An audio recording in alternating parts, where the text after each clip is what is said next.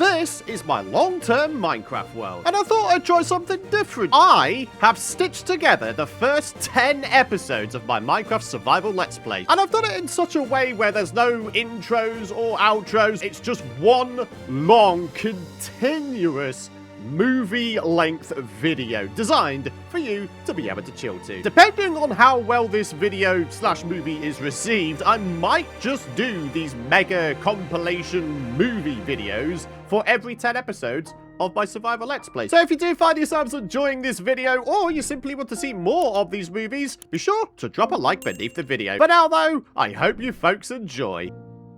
Sometimes I'll wake up in the morning and I'll just feel like it's time. Time to start a brand new world here in this game that we all know and love, Minecraft. So, we're going super old school with this new series. We're just going to call this Let's Play Minecraft. We're going to keep this on regular survival mode, and we're going to crank up the difficulty to hard, because that's just how I like to roll in this game. So without further ado, let's create ourselves a brand new world. Now, if you're just as hyped as I am for this brand new series, please do be sure to show your support by dropping a like. And here we are, spawning inside of one of my all-time favourite biomes in Minecraft, the Mega Taiga. And hey, would you look at this? We've got ourselves a dark oak forest nearby as well. Alright, we've got quite the variety of wooden building materials right here by spawn. I don't know about you folks, but even after playing this game for over 15 years, there is still a part of me that's always super excited to begin a brand new Minecraft world. It's always like a blank canvas, isn't it? A blank canvas on which you can paint your creative ideas. Make yourself a bunch of houses, make yourself a town, make yourself a castle, whatever your imagination conjures up. I'm loving this spawn so far. I really, really am. I think, honestly, once I get established with some basic tools... Oh, a Nautilus. Once I get myself established with some basic tools, I think what I might want to do is maybe make one of those boat things. Maybe a little bit of this action, and then maybe take to the waters, see what we have around our world here. No! No way. No, no, no, no, no, no, no, not again. No! Oh, no way! Did you guys just see that? This is a totally random world. You're gonna have to take my word for it. This is a completely random world. I did not search for a seed that had certain structures nearby spawn. I am genuinely in disbelief here, folks. I can't believe this. There you go. There's the seed if you want to play alongside me in this world. Well, in your own worlds, that is. But yeah, there you go. You get yourself a Woodland Mansion right by spawn. That's not bad going, is it? Now, while we could try our hand at raiding this here Woodland Mansion, I'm not entirely sure that is something that's well advised. I mean, I don't even have stone tools yet. I don't have a shield. And you get these things called evokers in there, and those guys are nasty with a capital nasty. So I think what I'm going to do is I am going to wait until I have access to ranged weaponry. I'm talking about a bow, or even a crossbow, actually, so we can take down the eventual evokers at range. I mean, the closer we get, the more chance we'll have of those guys summoning in the Vex dudes, or them summoning in those spikes that come out the floor. It's not stuff that you really want to deal with, my friends. Trust me, having died to that very thing many, many times before. But yeah, I'm staggered. I'm genuinely staggered. I can't believe we've got this right by spawn. So then, one of the big upsides, of course, of spawning next to a dark oak forest biome is we have access to gigantic mushrooms here. So these will form our first food source. We'll be able to make ourselves some mushroom stews, eh? I can't say that I go for mushroom stews as my first food source in a world all that often, so there's at least some originality points for your boy there, I guess. Might it be time for us to upgrade ourselves up to stone? So here's what I'm going to do. I'm going to use the entirety of this pickaxe's durability to grab myself a whole bunch of cobblestone, and then we'll upgrade to stone tools, and then I'm thinking we set up a little bit of a starter base outpost thingy of epicness, because, like I said before, I'm not entirely sure I'll be able to actually raid that Woodland Mansion today. I don't think I'll be able to set up a starter base in there either, so yeah, better safe than sorry, right? Now, here's a question, my friends. Do we want to take a leaf out of Dallas Med 65's book and keep all of the first things that we obtain and or make for ourselves? For example, we could try and preserve ourselves a little bit of history in this world by keeping behind our first ever pickaxe, our first ever axe, maybe the first ever diamond we obtain, or, in the case of the Woodland Mansion, of course, maybe the first ever totem of undying that we obtain. We could try and keep that, maybe preserve it in a museum eventually. Now, if you haven't been able to tell already from this episode, I am not one of those Minecrafters who speed runs the game. I'm definitely not someone who will go ahead and take down the dragon on only episode 2, for example. So if you are in the market for a nice, slower, maybe more chill-paced Let's Play of Minecraft, this is the place you're gonna want to be, my friends. So yeah, I really do hope you guys are digging this episode so far and this brand new world. I'm still completely in disbelief that we've got ourselves a Woodland Mansion. It's something that just doesn't happen all that often, is it? Ooh, I spy with my little eye. Ouch. I see an azalea tree. Yeah. All right. Dude. This world just keeps on giving and giving, doesn't it?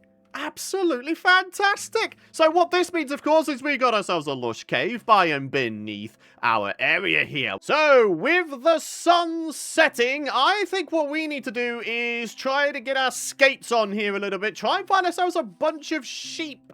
We need wool, otherwise we're going to be going super old school in that we're going to be spending our first night without a bed.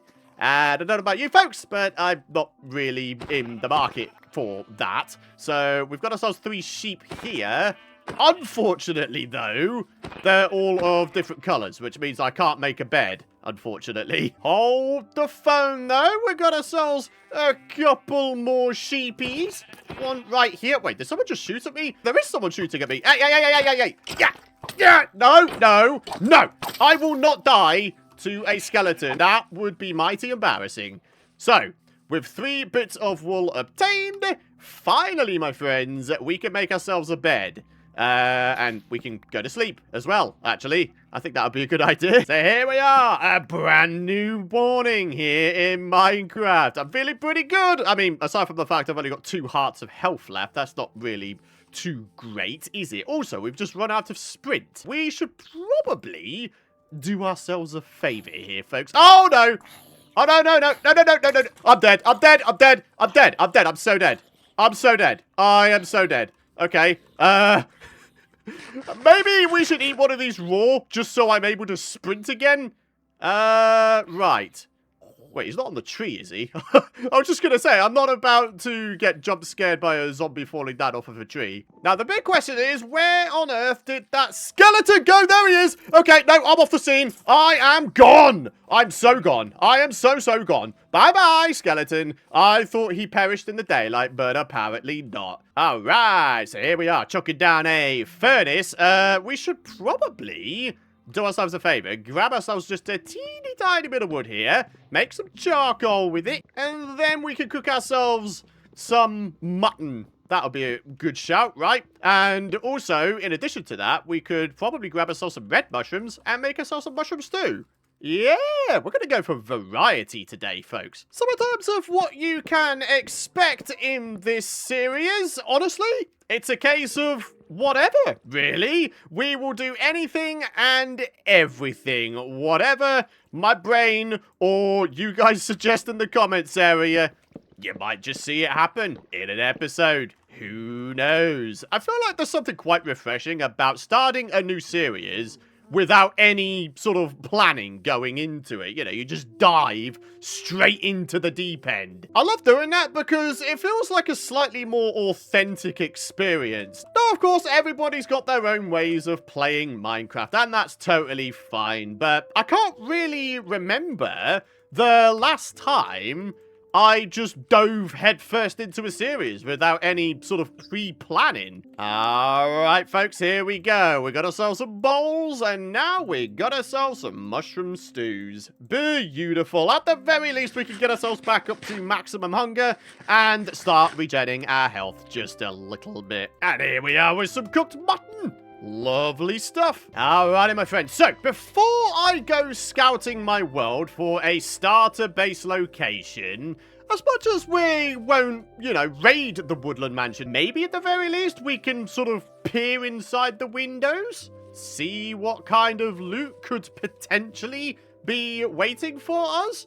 So, here's what I'm going to do. I'm going to go ahead and I'm going to pillar right up to the roof, and we're just going to have a little bit of a look-see inside the windows. Maybe there's some cool stuff to be had.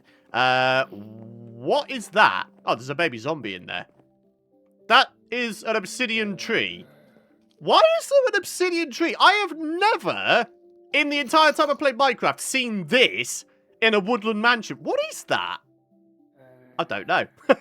Oh, there's the vindicated dudes. Oh, dude, look at the amount of bookshelves there are, though. Who says you have to go at it the old school way of grabbing yourselves a bunch of sugarcane and leather from cows and all that kind of stuff?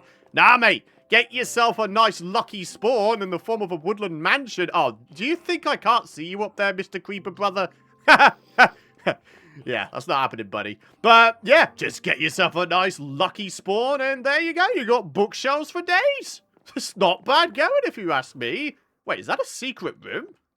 There's no access to this room here. Okay. Is there, like, a chest or something to be had?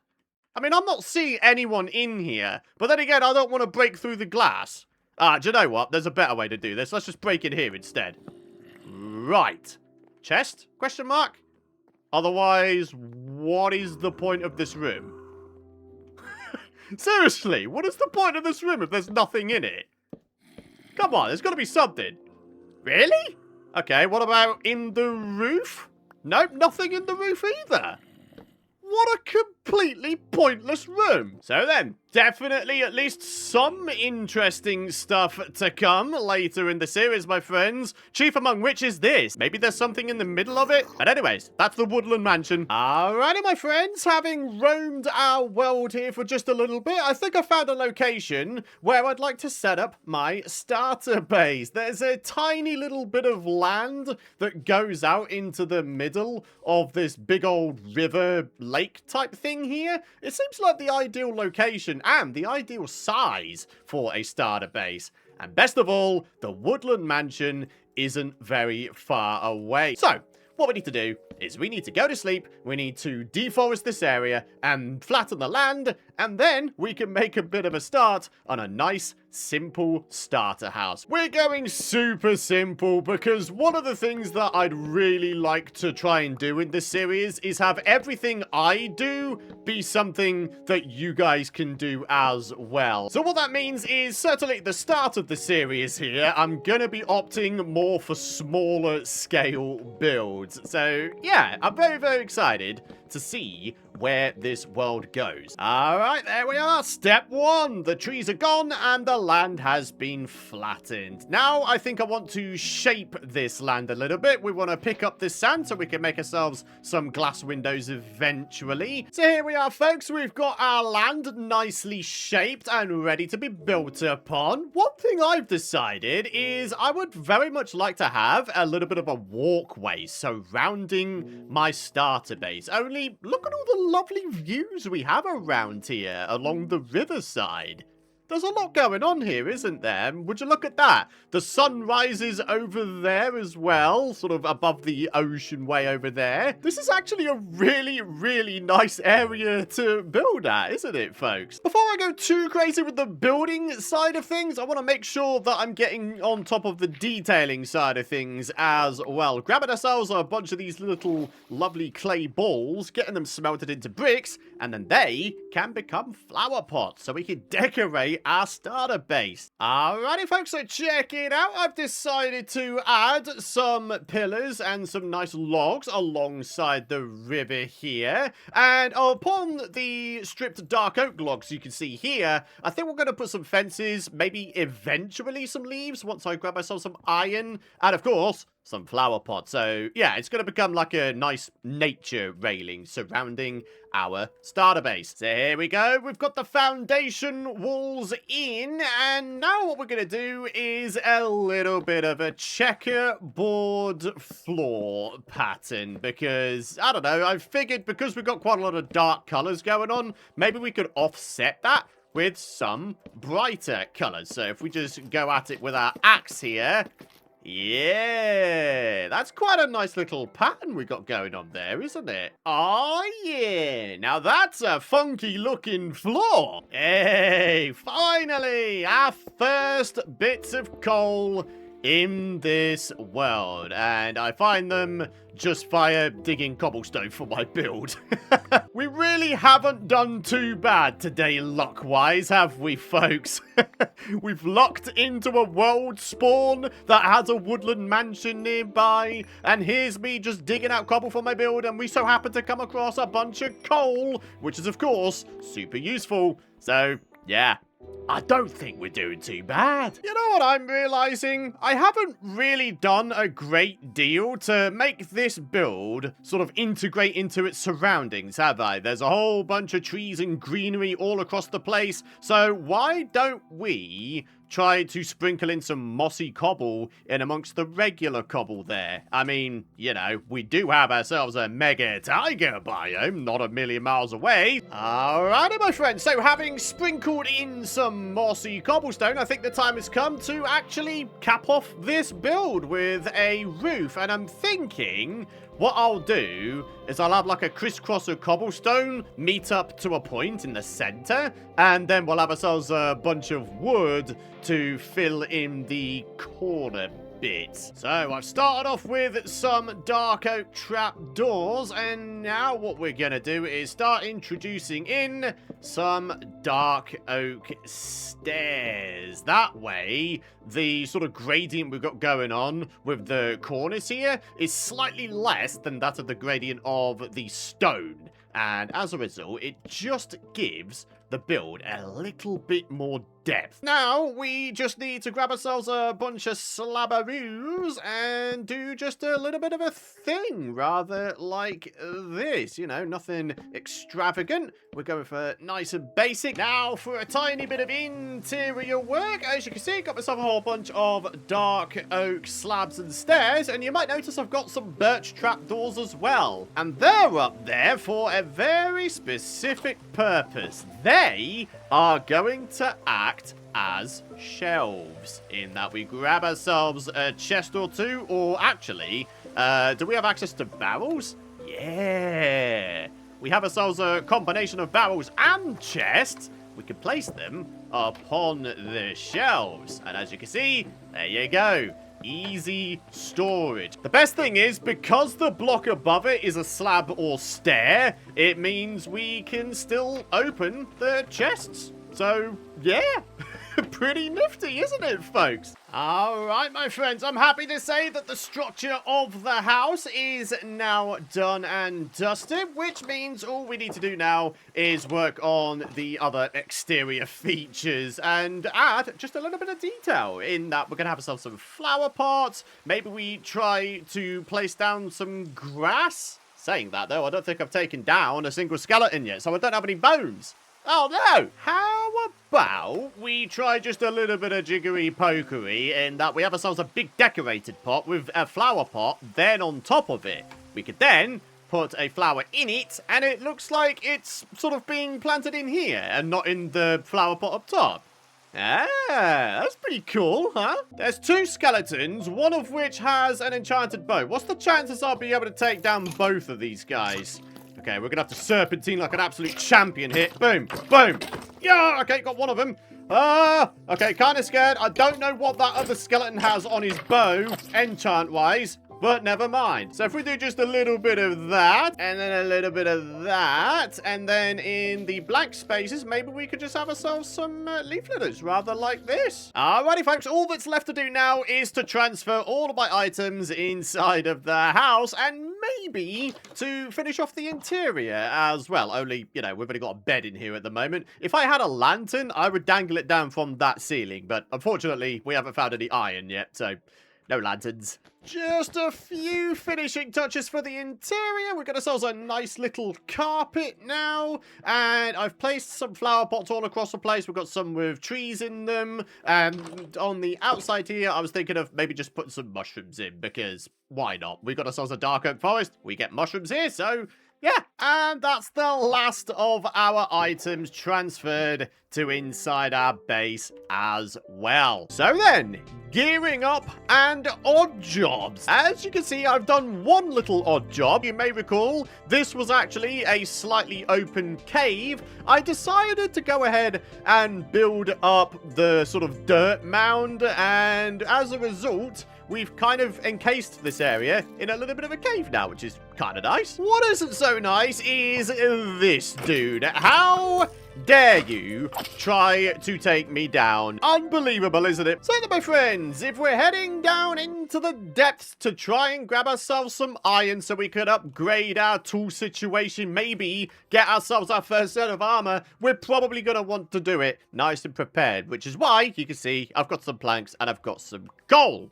So then, I guess the big question is, where is the nearest cave? Alrighty, we've got ourselves a little bit of a thing going on here. Whether or not it leads anywhere remains to be seen. Let's have ourselves a bit of a look-see here. Oh, it doesn't lead anywhere, but I'm pretty sure I heard a skeleton nearby, so maybe if we dig towards the skeleton noises... Oh, look at that, some coal. Beautiful. Maybe if we dig over towards the skeleton noises, maybe we'll be able to find ourselves a cave system. I hope so. Oh, hello. Another little cave entrance. This one, it's gotta be said, looks a little bit more promising.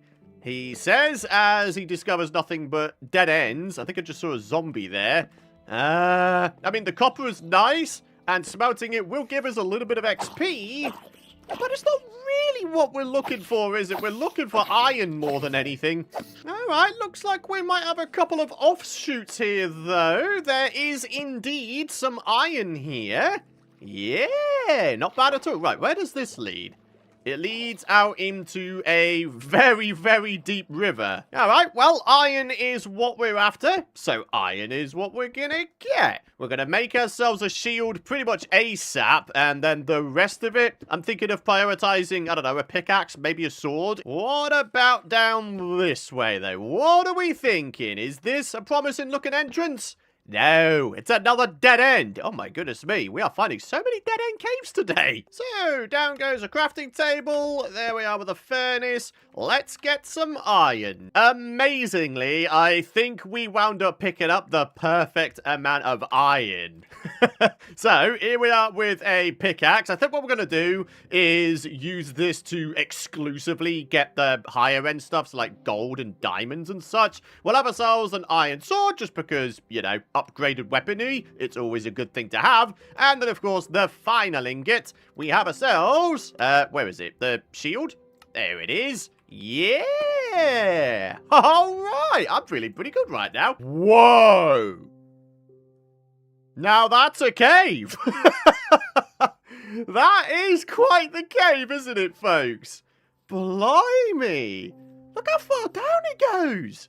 All the way down to deep slate level? Oh my word, I think I just saw an axolotl as well.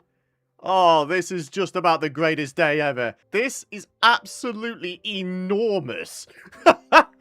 Well, if we can't find all of the resources we need from here, then there's probably something wrong with me. It's a good thing I made myself a couple of backup stone pickaxes as well then, isn't it? Not about to have me running out of pickaxe be the reason I have to stop this little caving trip. Ah, advancement time done. Okay, there was a lot going on there, but we came out the other side perfectly intact. Very, very good. Right now we've got this individual to take care of. Boom, boom. Nope. Yeah! Even after all of these years, the humble shield remains one of the all-time greatest things in this game, don't they, folks? So then, no more dilly-dallying. We are iron hunting, and by the looks of it, there's a good amount of it around here. 24 is the magic number we're looking for if we wanted to get ourselves a full set of armor, of course. And with this cave being the size that it is, I dare say it won't take that long for us to find the 24 bits we need. Oh dear. Oh, okay. My creeper brothers helped me mine up a whole bunch of these lovely clay balls. Don't mind if I do. As the flower pot king of Minecraft, I very much do approve. One pickaxe down, many more to go. Oh yeah! Glowberries! Another food source. It's a bit of a low-end food source, but it's a food source nonetheless. I feel like I'm doing quite well in terms of a nice, healthy, and varied diet here at the start of our series here, folks. And the good thing about that is we're making some pretty decent headway in terms of this advancement here, a balanced diet. Eat everything that is edible, even if it's not good for you. We're already a tenth of the way there. Alrighty, very good. I think this is the last of the iron that we need. Yeah. Alright, this is quite a decently sized vein as well. Right, what have we got? 26. Yeah, it is the last of the iron that we need. So, once again, down goes the crafting table. Let's grab ourselves a couple of furnaces. And let's get these split between the two. And while all that is smelting, check it out, my friends. Nice, easily accessible spore blossoms. Normally, I have to tower up like 20, maybe even 30 blocks or so to find these bad boys, but here we are, finding them super easy like. Now, the reason you want to pick those bad boys up is because of the lovely particle effects these things spawn. As a result of placing them down, you can add a nice sort of mystical or nature feel to any of your builds. Talking of lovely, glowberries, as well as being able to eat them for a sort of low-end basic food source, we can, of course, plant them down, make them form their own plant. So yeah, this cave, not bad at all, eh, folks? Random side note, I am really enjoying playing Minecraft with the music actually on in-game. For many, many years here on YouTube, I went ahead and I edited in the Minecraft music in post, in editing. So when it came to actually me playing Minecraft, I always played it, like, in silence. But now that I'm playing it with the music actually playing, it's really quite nice, actually. It's quite a nice atmosphere. Now, the reason that I'm able to play with the music actually on now is because one of the lesser known settings in this game nowadays is way at the bottom of the music and sound options, music frequency. You can turn that to constant, and it will mean that the Minecraft music will constantly play. And that's lovely. Way back in the day, and for the very, very longest time, Minecraft music would play very infrequently. There would be large swathes of time where you were just playing in silence. But now that you can change it to where Minecraft music plays constantly, it's beautiful. I've always loved the Minecraft music. I've always maintained it's like some of the most chill, most loveliest original game soundtrack out there. It's just, I love it. Shall we go ahead and pick up some of this copper just because why not? I dare say we can find some usage for this stuff at the very least, right? Maybe one of those spyglass things? Do you know what? I was talking about me being a flower pot king earlier, and I haven't been picking up these lovely flowering azalea bushes. Oh my goodness me. How could I not do that? These bad boys can indeed be placed in flower pots, and they look really quite lovely as well. Blimey, now I know I'm a builder in Minecraft. I'm prioritizing picking up little flowering azalea bush plant things over, you know, gearing myself up. So, back to the furnace. As you can see, we got ourselves all of the iron we need. Let's do this thing. There's the shoes. There's the chest plate.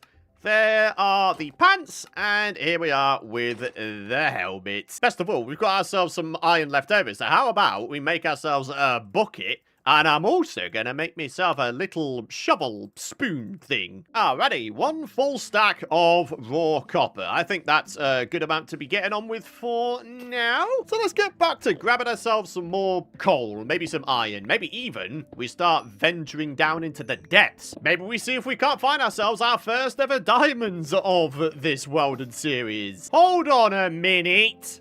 Granite, copper. A lot of granite. A lot of copper. Are you guys thinking what I'm thinking right about now? Have we got ourselves a giant copper vein? That's quite the find, actually. Fantastic. Alright, well, let me go ahead and note down the coordinates here via a screenshot. If and when we need ourselves a good amount of copper, this is the place to be. And ladies and gentlemen, another pickaxe bites the dust onto our final stone pickaxe. My goodness me, we really are going through the pickaxes quite quickly, aren't we? But hey, coming from that is quite a lot of useful resources though, huh? So, you know, can't complain too much. Oh, hello. Looks like we may have just found a way to get down to the lower levels here. Oh, yikes. I won't lie, I'm a little bit nervous to head down there. Who knows what kind of stuff might be waiting for us down there. Come on, Python, you're a big fella. You can do this. You can do this. Just get yourself down there. Dive into the deep end, as it were. Maybe you'll get rewarded with a bunch of epic stuff. Oh, wait. Okay, Skelly Butt wants to try and take me out. Okay. Lots going on here. Lots to digest. Skeletons and zombies trying to roll up on me. And I've only got half health left already. Wow. That could have gone worse, I suppose. But yeah, here we are. Down in the depths, we do have ourselves some deep slate going on now, which is pretty cool. I guess if we really want to build upon our building resources, grabbing deep slate might not be a bad way to go, eh? And hey, now that we are down here in the depths, there should be a good chance of your boy finally finding his first diamonds of this world and series. I dare say it'll just be a matter of time. Oh, another spore blossom. Thank you very much. Come on, diamonds. Where you at? We've got some lapis right there. A little bit more iron. All right, we're finding ores galore. Just not the right ones. Lapis and gold. Now we're talking, my friends. Very good. All right, let's get rid of that flint. Get out of my life. I much prefer to have gold in my inventory than flint. And here we are with some lapis. Don't mind if I do. Wow, look at this mound of iron. There's loads of it. I don't know about you folks, but my diamond senses are tingling right now. I can smell them. And there we are, the last of the stone pickaxes for now. Right, we now have our iron pickaxe, and with it, we're going to try and find our first diamonds. Unfortunately, though, I am running very, very low on torches. In fact, the one I've got on me is my very, very last one. Turns out I didn't bring nearly enough wood down with me. I must admit, I thought this would only be a tiny little mini caving session, just trying to get the resources needed for maybe a set of armor. But no, we might have gone a little bit beyond that. Anyway, back to trying to sniff out these diamonds. Oh, I'll sniff them out. Don't you worry about it. Oh, snap. An abandoned mine shaft, is it? Alright. The cool thing as well is it's really far down in the world. There should be a good chance of finding diamonds in this mine shaft, right? And hey, the other cool thing is mine shafts are a great source of wood. So there we are. We can make ourselves some more torches. Block it off. There we go. Oh, wait. Okay. Oh, they can get around a different way. That's not cool. Right. Block that off as well, in which case. Try and get over to me now, spiders. Okay. Very good. We found ourselves a decent source of string, which means we can go ahead and make that bow I was talking about. It's gotta be said, I don't see this sort of mine shaft very often. The lush caves sort of going through the mine shaft and causing little flooded bits. That's pretty cool, actually. I really like that. Right, let's get ourselves over here. Block this off so no spiders can get to us. And within here, I'm guessing first diamond. Boom. Ah. Don't give up your day job there, Python. There's me thinking I could start a new career in fortune telling. No. What's that? I smell something in this little cave here. Oh. Who says your boy's nose isn't tuned towards sniffing out diamonds? I'm sorry, that's terrible acting. But anyways, ladies and gentlemen, it has happened. We find ourselves our first diamond, and your boy is feeling pretty good about himself. And it's not even a crummy little one vein. There's a significant amount to be had here. Dude. Not bad. 7 from our first one. That's enough for a pickaxe, a sword, and an enchant table. Now, Python, what you should really do right about now is consider your mining trip complete and get yourself back up to the surface before you inevitably lose everything because you're a big old doofus brain. Wise and sage advice that may be, but I'm not deciding to follow it. Because I'm a big old doofus brain who gets rewarded with diamonds for being a doofus brain. I mean, yeah. And carrying on through the cave here results in even more diamonds. Oh my goodness me. Oh, even more. Yeah! Python, go home, man! Go home! Oh my. Okay, that thunder really is signaling to me now that I should get myself out of here. So, yeah, let's do this. Let's get out. Will I be able to find my way out, though? That's the big question. I'm not entirely sure. Oh, hey there, brown axolotl. Grabbed. Ha! Advancement time completed. Again. Oh, snap. I think I found the entrance waterfall. Don't ask me how I managed to find my way out, because quite honestly, I wouldn't be able to tell you. Just random things will trigger in my brain and will be like, oh, hey. This is somewhere I recognize, but I'm not entirely sure why. I'm like both the best and worst navigator simultaneously. It's actually kind of hilarious. But anyways, here we are. We're back at the surface. Ah, there you are. You are a sight for sore eyes there, little starter teepee-looking house of epicness. Oh!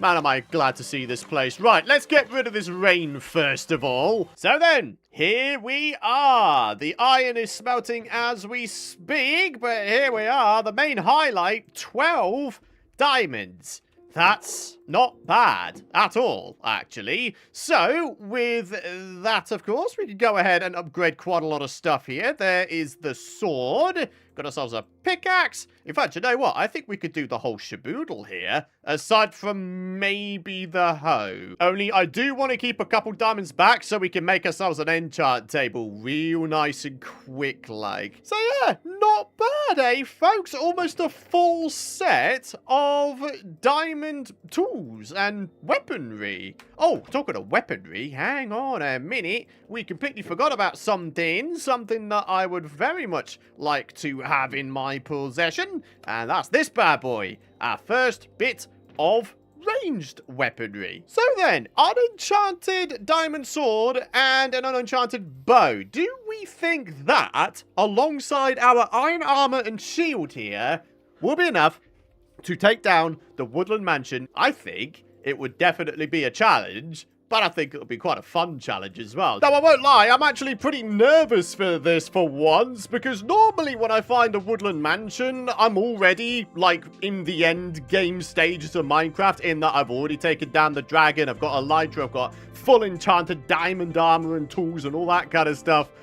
But no, we're going in quite poor in comparison to what I just described. So, what I need to do in preparation for this, well, final preparations, is to get myself some more ammo for my bow. We need some more arrows, and for those, we need ourselves a bunch more flint, and to find ourselves a bunch of chickens to get feathers from. Perhaps it would also be a good idea if we grabbed ourselves some leather and made ourselves some bundles as well. That way I can spend the maximum amount of time inside the Woodland Mansion without having to keep on going, you know, back and forth between my base and the mansion. So, yeah, we need cows and we need chickens. Oh my goodness me. The overhauled baby sheep model. You actually are one of the cutest things I've ever seen. I'm going to wind up saying that for every single updated baby mob I'm going to come across, aren't I? So that's the leather sorted out, and there we are with a few bundles. And the best thing is we can have bundles inside bundles. So yeah, we're not going to be going into the Woodland Mansion with our inventory already super full. All right, snazzy chickens, I'm going to need some feathers from you buds. I don't imagine we're going to be needing too many arrows to raid that Woodland Mansion with. I just need enough to take down the evoker dudes at range. And typically you only get a few at most evokers spawn inside of Woodland Mansions, right? So I'm thinking maybe, I don't know, half a stack of arrows will probably do the job, right? And there we are. Feathers taken care of. Right, all we need now is some flint. Okay, apparently we've got a pillar patrol, have we? All right, let's get some practice in, shall we? Boom, boom, boom. Slap, slap, slap them all around. Come on, come on. There we go. That guy's done. Just the banner dude to take care of, and there we are. Hey, would you look at that? Advancement time complete. You are so adorable. I know I've already gushed at the sight of the new baby sheeps, but come on. That's so cute. Ah, very good. Found the entrance into this thing. And apparently there's vindicators outside of it. That's interesting. Yeah, gotta be very, very careful with those vindicators. It wouldn't take much. Wait. That's an evoker. Why is there an evoker in this pool? Am I the only one who's wondering what on earth is going on here? You're supposed to be in the mansion, but no, this guy's decided, oh, do you know what? I'm going to take a little bit of a break from my magic and my spells and my necromancy. I'm going to go have a little bit of a dip. So here's what we're going to do. We're going to take advantage here. Okay, right, the Vex are going to spawn on in. Yep, there they are, I think. Wait, are they around there? I don't think you spawned any in. What on earth is happening today? Those guys are supposed to be in the mansion, not in a pool nearby it. What? I'm so confused. But, hey, I'll still take the Totem of Undying and the free emerald. We haven't even started raiding the Woodland Mansion and we've already got ourselves a Totem of Undying.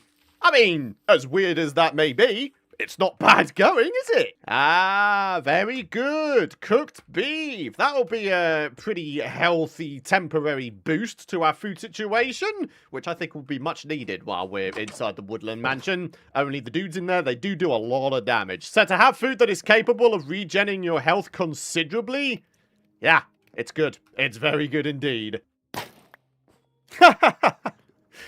Advancement time again, and the sole reason I did that is so I could get the arrow out of the crossbow.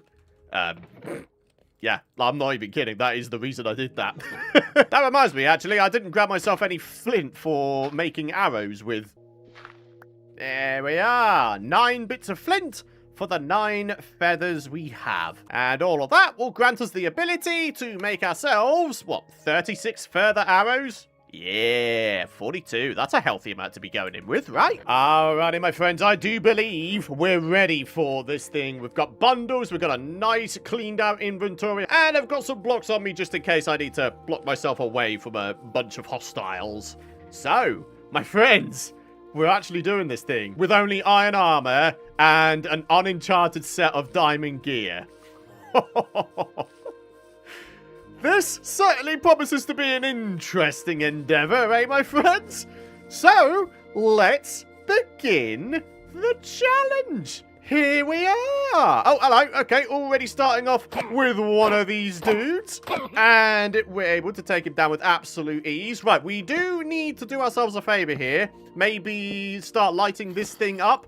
Only one thing I do want to do eventually is indeed to cannibalize this place and to make it become a big old farming district or like an extension of our base or something like that.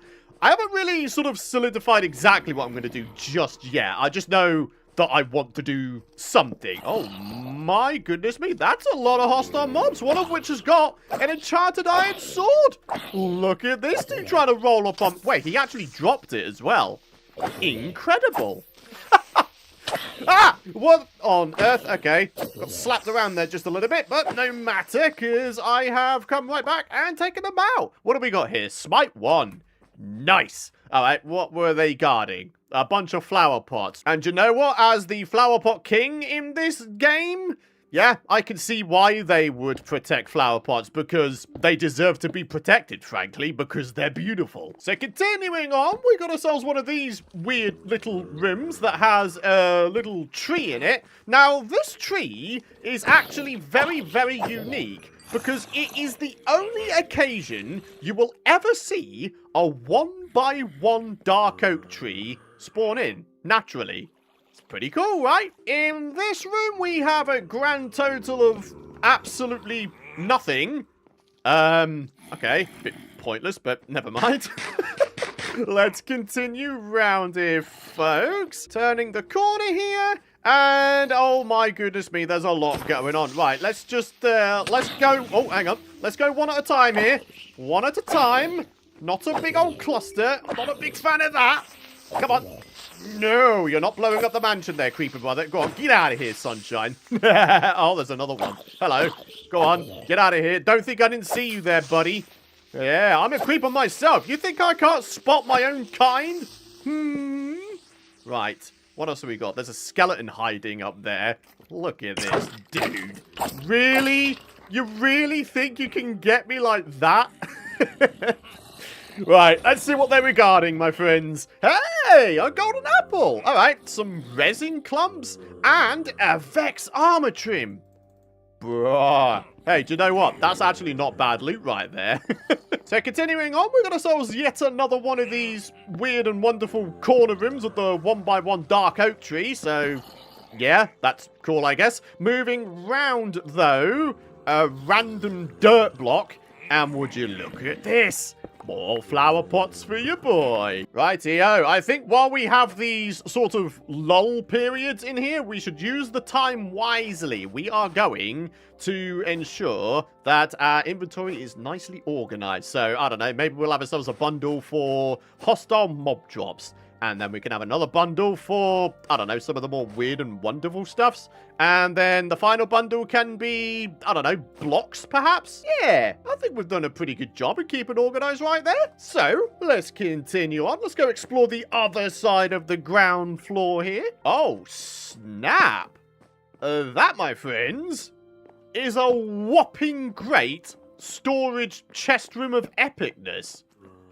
That's excellent. So when it comes to us eventually wanting to make ourselves a slightly more industrial-sized storage area, we have all the chests right here. We don't even need to make them. Fantastic. Hey, look at this. Another flower pot for your boy. Dude, we are going crazy with the grabbing of the flower pots here. I am very, very happy right now. I'm not so happy about the fact that there's a zombie trying to hide in the chest room, though. Go on, buddy. Get out. Get out. Bye. Continuing on, we've got a spider and a wool room.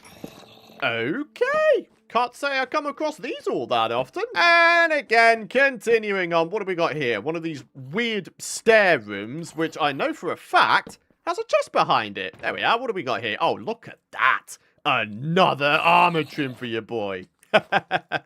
Wow. Okay, and our first bit of redstone in this entire series. Can you believe that? We didn't pick up any redstone at all in the mining trip we did in the last episode. That's kind of wild. Alrighty, I do believe that this is the final room on the ground floor. And would you look at this? Even more flower pots. So, that's the ground floor taken care of and lit up as well. The time has come for us to progress up to the first floor. Where, oh where, are all the Vindicated dudes? Normally, when I go up the staircases in these places, I'm hounded by like 3, maybe even 4 Vindicators. Oh, hello. Well, that's different. Not quite what I was expecting there, buddy. Yeah, come on. Wow, this guy is serpentining me like an absolute champion. Sheesh. All right, what else have we got? Another flower pot. Yoink. Oh, yeah. A bunch of bookshelves. Okay, that's a pretty healthy start to our enchanting journey. Another flower pot. Are you guys keeping tabs on how many flower pots I've grabbed from this place so far? There's been a fair few, hasn't there? All right, so coming up now, maybe I can keep these guys sort of, I don't know, single file. Wait, where did they go? Did they just go in here? Oh, yeah! Okay, I'm pretty sure my little eagle eyes just spotted an evoker room. Go on. Yeah, come on, buddy. Come on, try it. Yeah, get out of here, sunshine. Wow, we have 24 levels. Blimey. We gotta go nuts here, folks. All right, there's another flower pot for you, boy. Inside this room we have... Oh, would you look at that? It's another flower pot.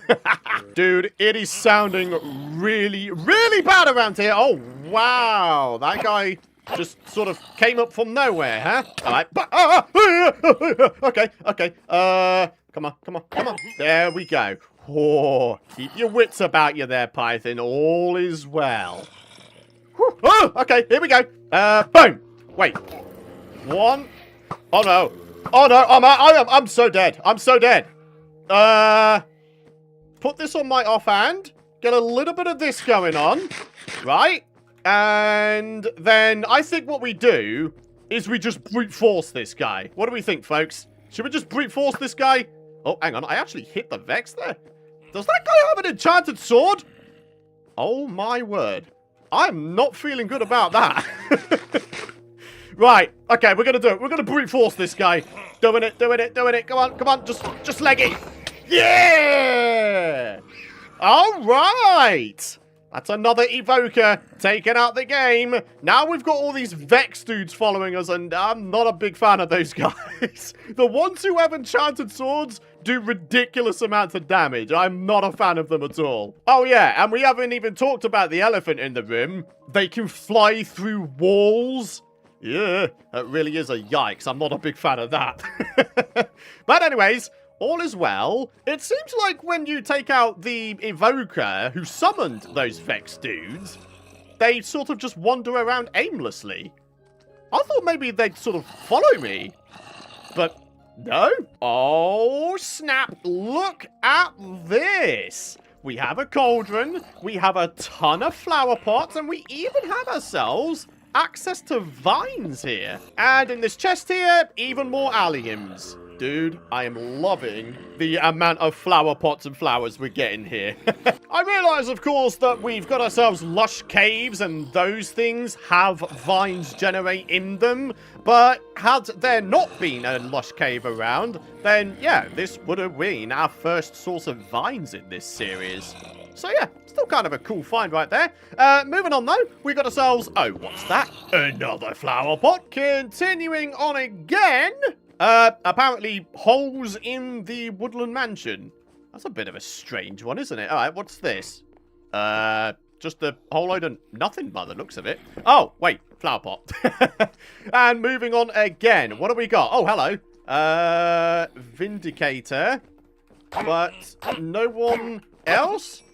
I always thought that inside of these rooms you got another evoker. Maybe this was the evoker that wound up in the pool outside that we saw earlier in the episode? I don't know. All I know is that is the end of this particular pathway. So here we are, folks. This is where that one evoker spawned on in. And in here, we have ourselves even more flower pots. Fantastic. There weren't many more rooms to be had here, but we'll explore them nonetheless. See what there is. More flower pots, more bookshelves. Beautiful. Love to see it. And in here, oh, literally nothing. Oh, one of the zombies dropped a spoon for me. So then, believe it or not, that is the first floor taken care of. With that said, though, I weirdly haven't found the staircase to the third and final floor. Okay, well, clearly there is a hidden room to be had somewhere. Quite where it is, I don't know. Maybe if I start breaking through the walls here? No, that doesn't go anywhere. What about in here? Oh, my word! Oh, my word! Wait. I think I might have just opened a right old can of worms there, folks. Hang on a minute. Wow. What on earth have I just uncovered there? Sheesh. There's even a villager zombie in the mix there. Oh, my word. Okay, right. Go on. Ah! Stop trying to ping pong the zombies towards me. Go on. Get out of here, buddy. Okay. Another zombie. Get out of here, bud. We've got another Vindicator dude. Come on, then. Try me. Try me. You're done. There's another one trying to roll up. Boom. Come on. And got him.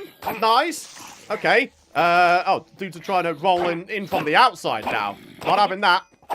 Oh, my word. Is it me, or am I just absolutely steamrolling all of these fellas?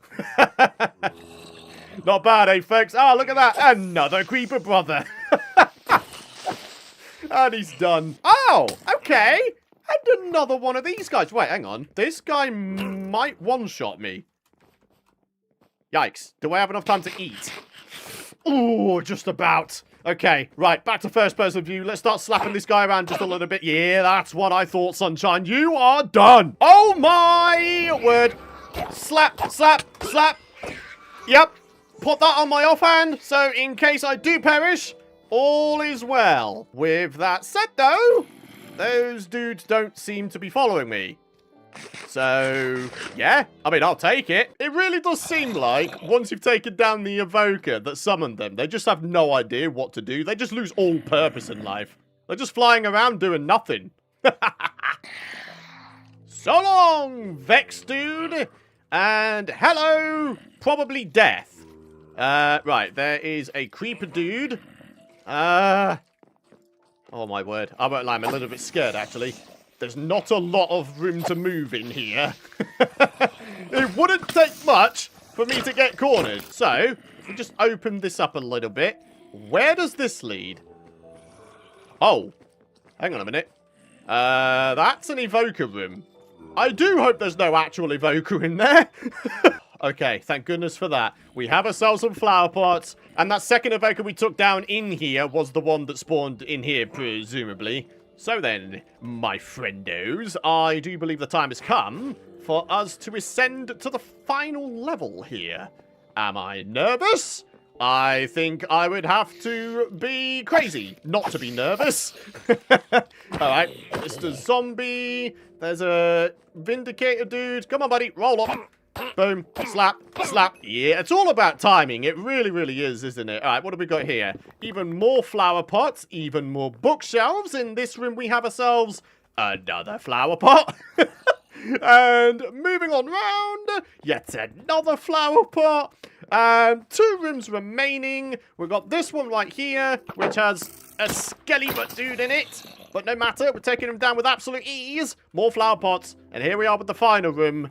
Yet another flower pot. Right, I know for a fact that we have ourselves a secret room around here. How do we get to it? Maybe breaking through here?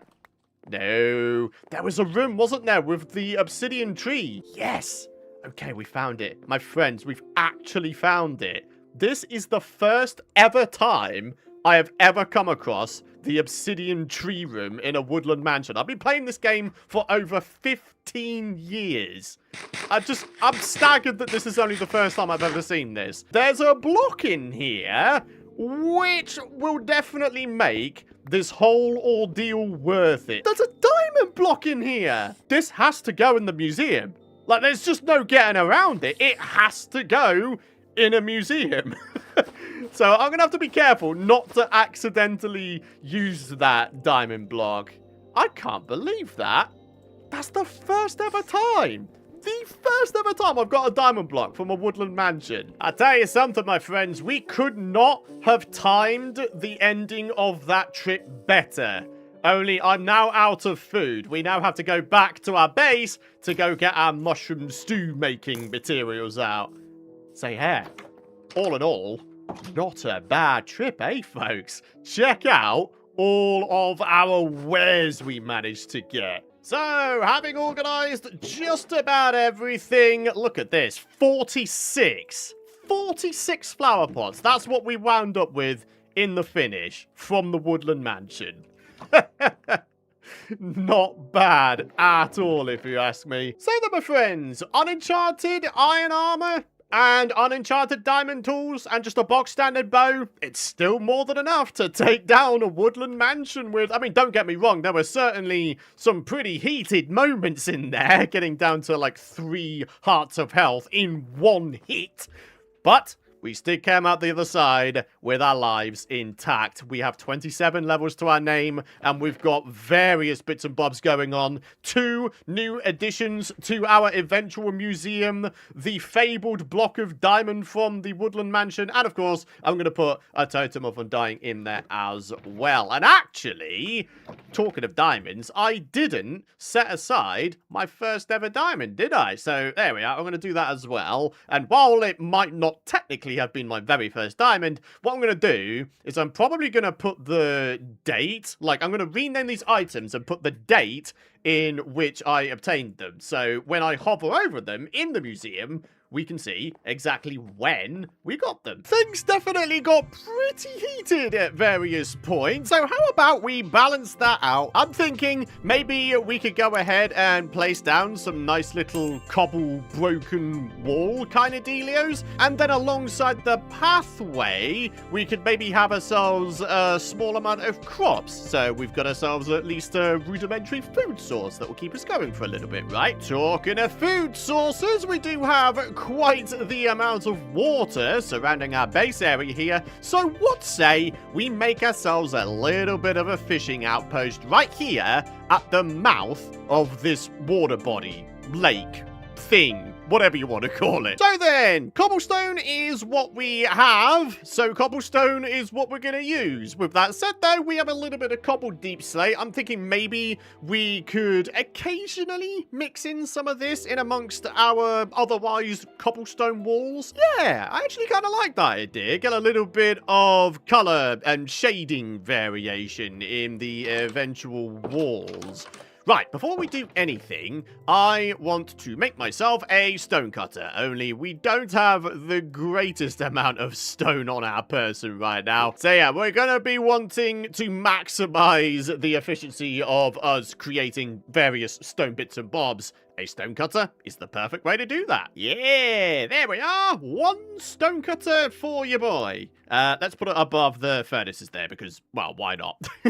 So, here we are. We've got ourselves various bits and bobs. We'll get ourselves some stairs. We'll get ourselves some slabs. We'll go ahead and do the same with the cobble and mossy cobble as well. I think what I'll do is I'll use this opportunity to maybe widen this little area here, only I want to have at least a semi-decent amount of crops lining the pathway here. So, yeah, let's just go ahead and thicken that area up a little bit. And now, my friends, we can get on with adding ourselves in a little bit of a fence situation. So, yeah, this is going to be sort of very random. We're going to have ourselves maybe some stairs, maybe some slabs like that. Maybe we could have ourselves some walls in the mix as well. The fact is, what I want to do is I just want to make it to where hostile mobs won't be able to get to us, right? So, yeah, something like this, as broken as it looks, I think it adds quite a good amount to the area. Ah, come to help me with my fence, have we? Well, you're not exactly doing a very good job there, buddy, so,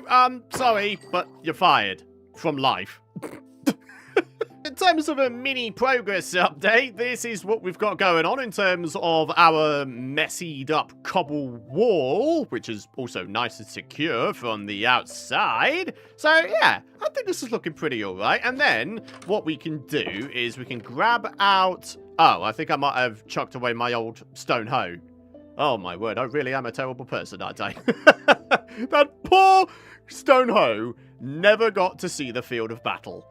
Ah, oh well. Let's go and make ourselves an iron one. There we go. The hoe is back and better than ever. I mean, don't get me wrong, it's still not a diamond one, but I'll still take it. So, yeah, this is what we're going to do. We're going to have ourselves some crops lining this little entry pathway here. With that said, though, there's quite a lot of space going on here for crops. Maybe, just maybe, there's a little bit of space for some texture variation and maybe some decoration here and there. Maybe we can have ourselves some coarse dirt every now and again. What are we thinking in terms of decorative plants, eh?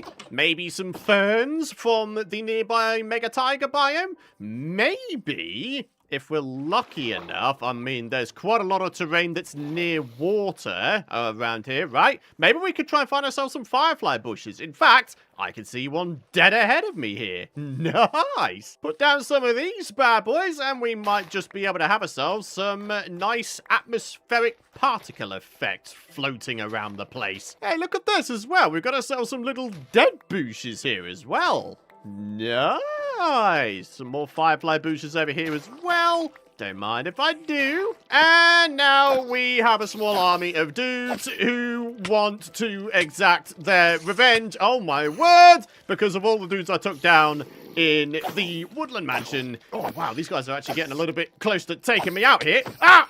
Get out of here, little baby zomble. Someone ought to tell those baby zombies that that is no way to behave. Wait, why are there two more now? Oh my goodness!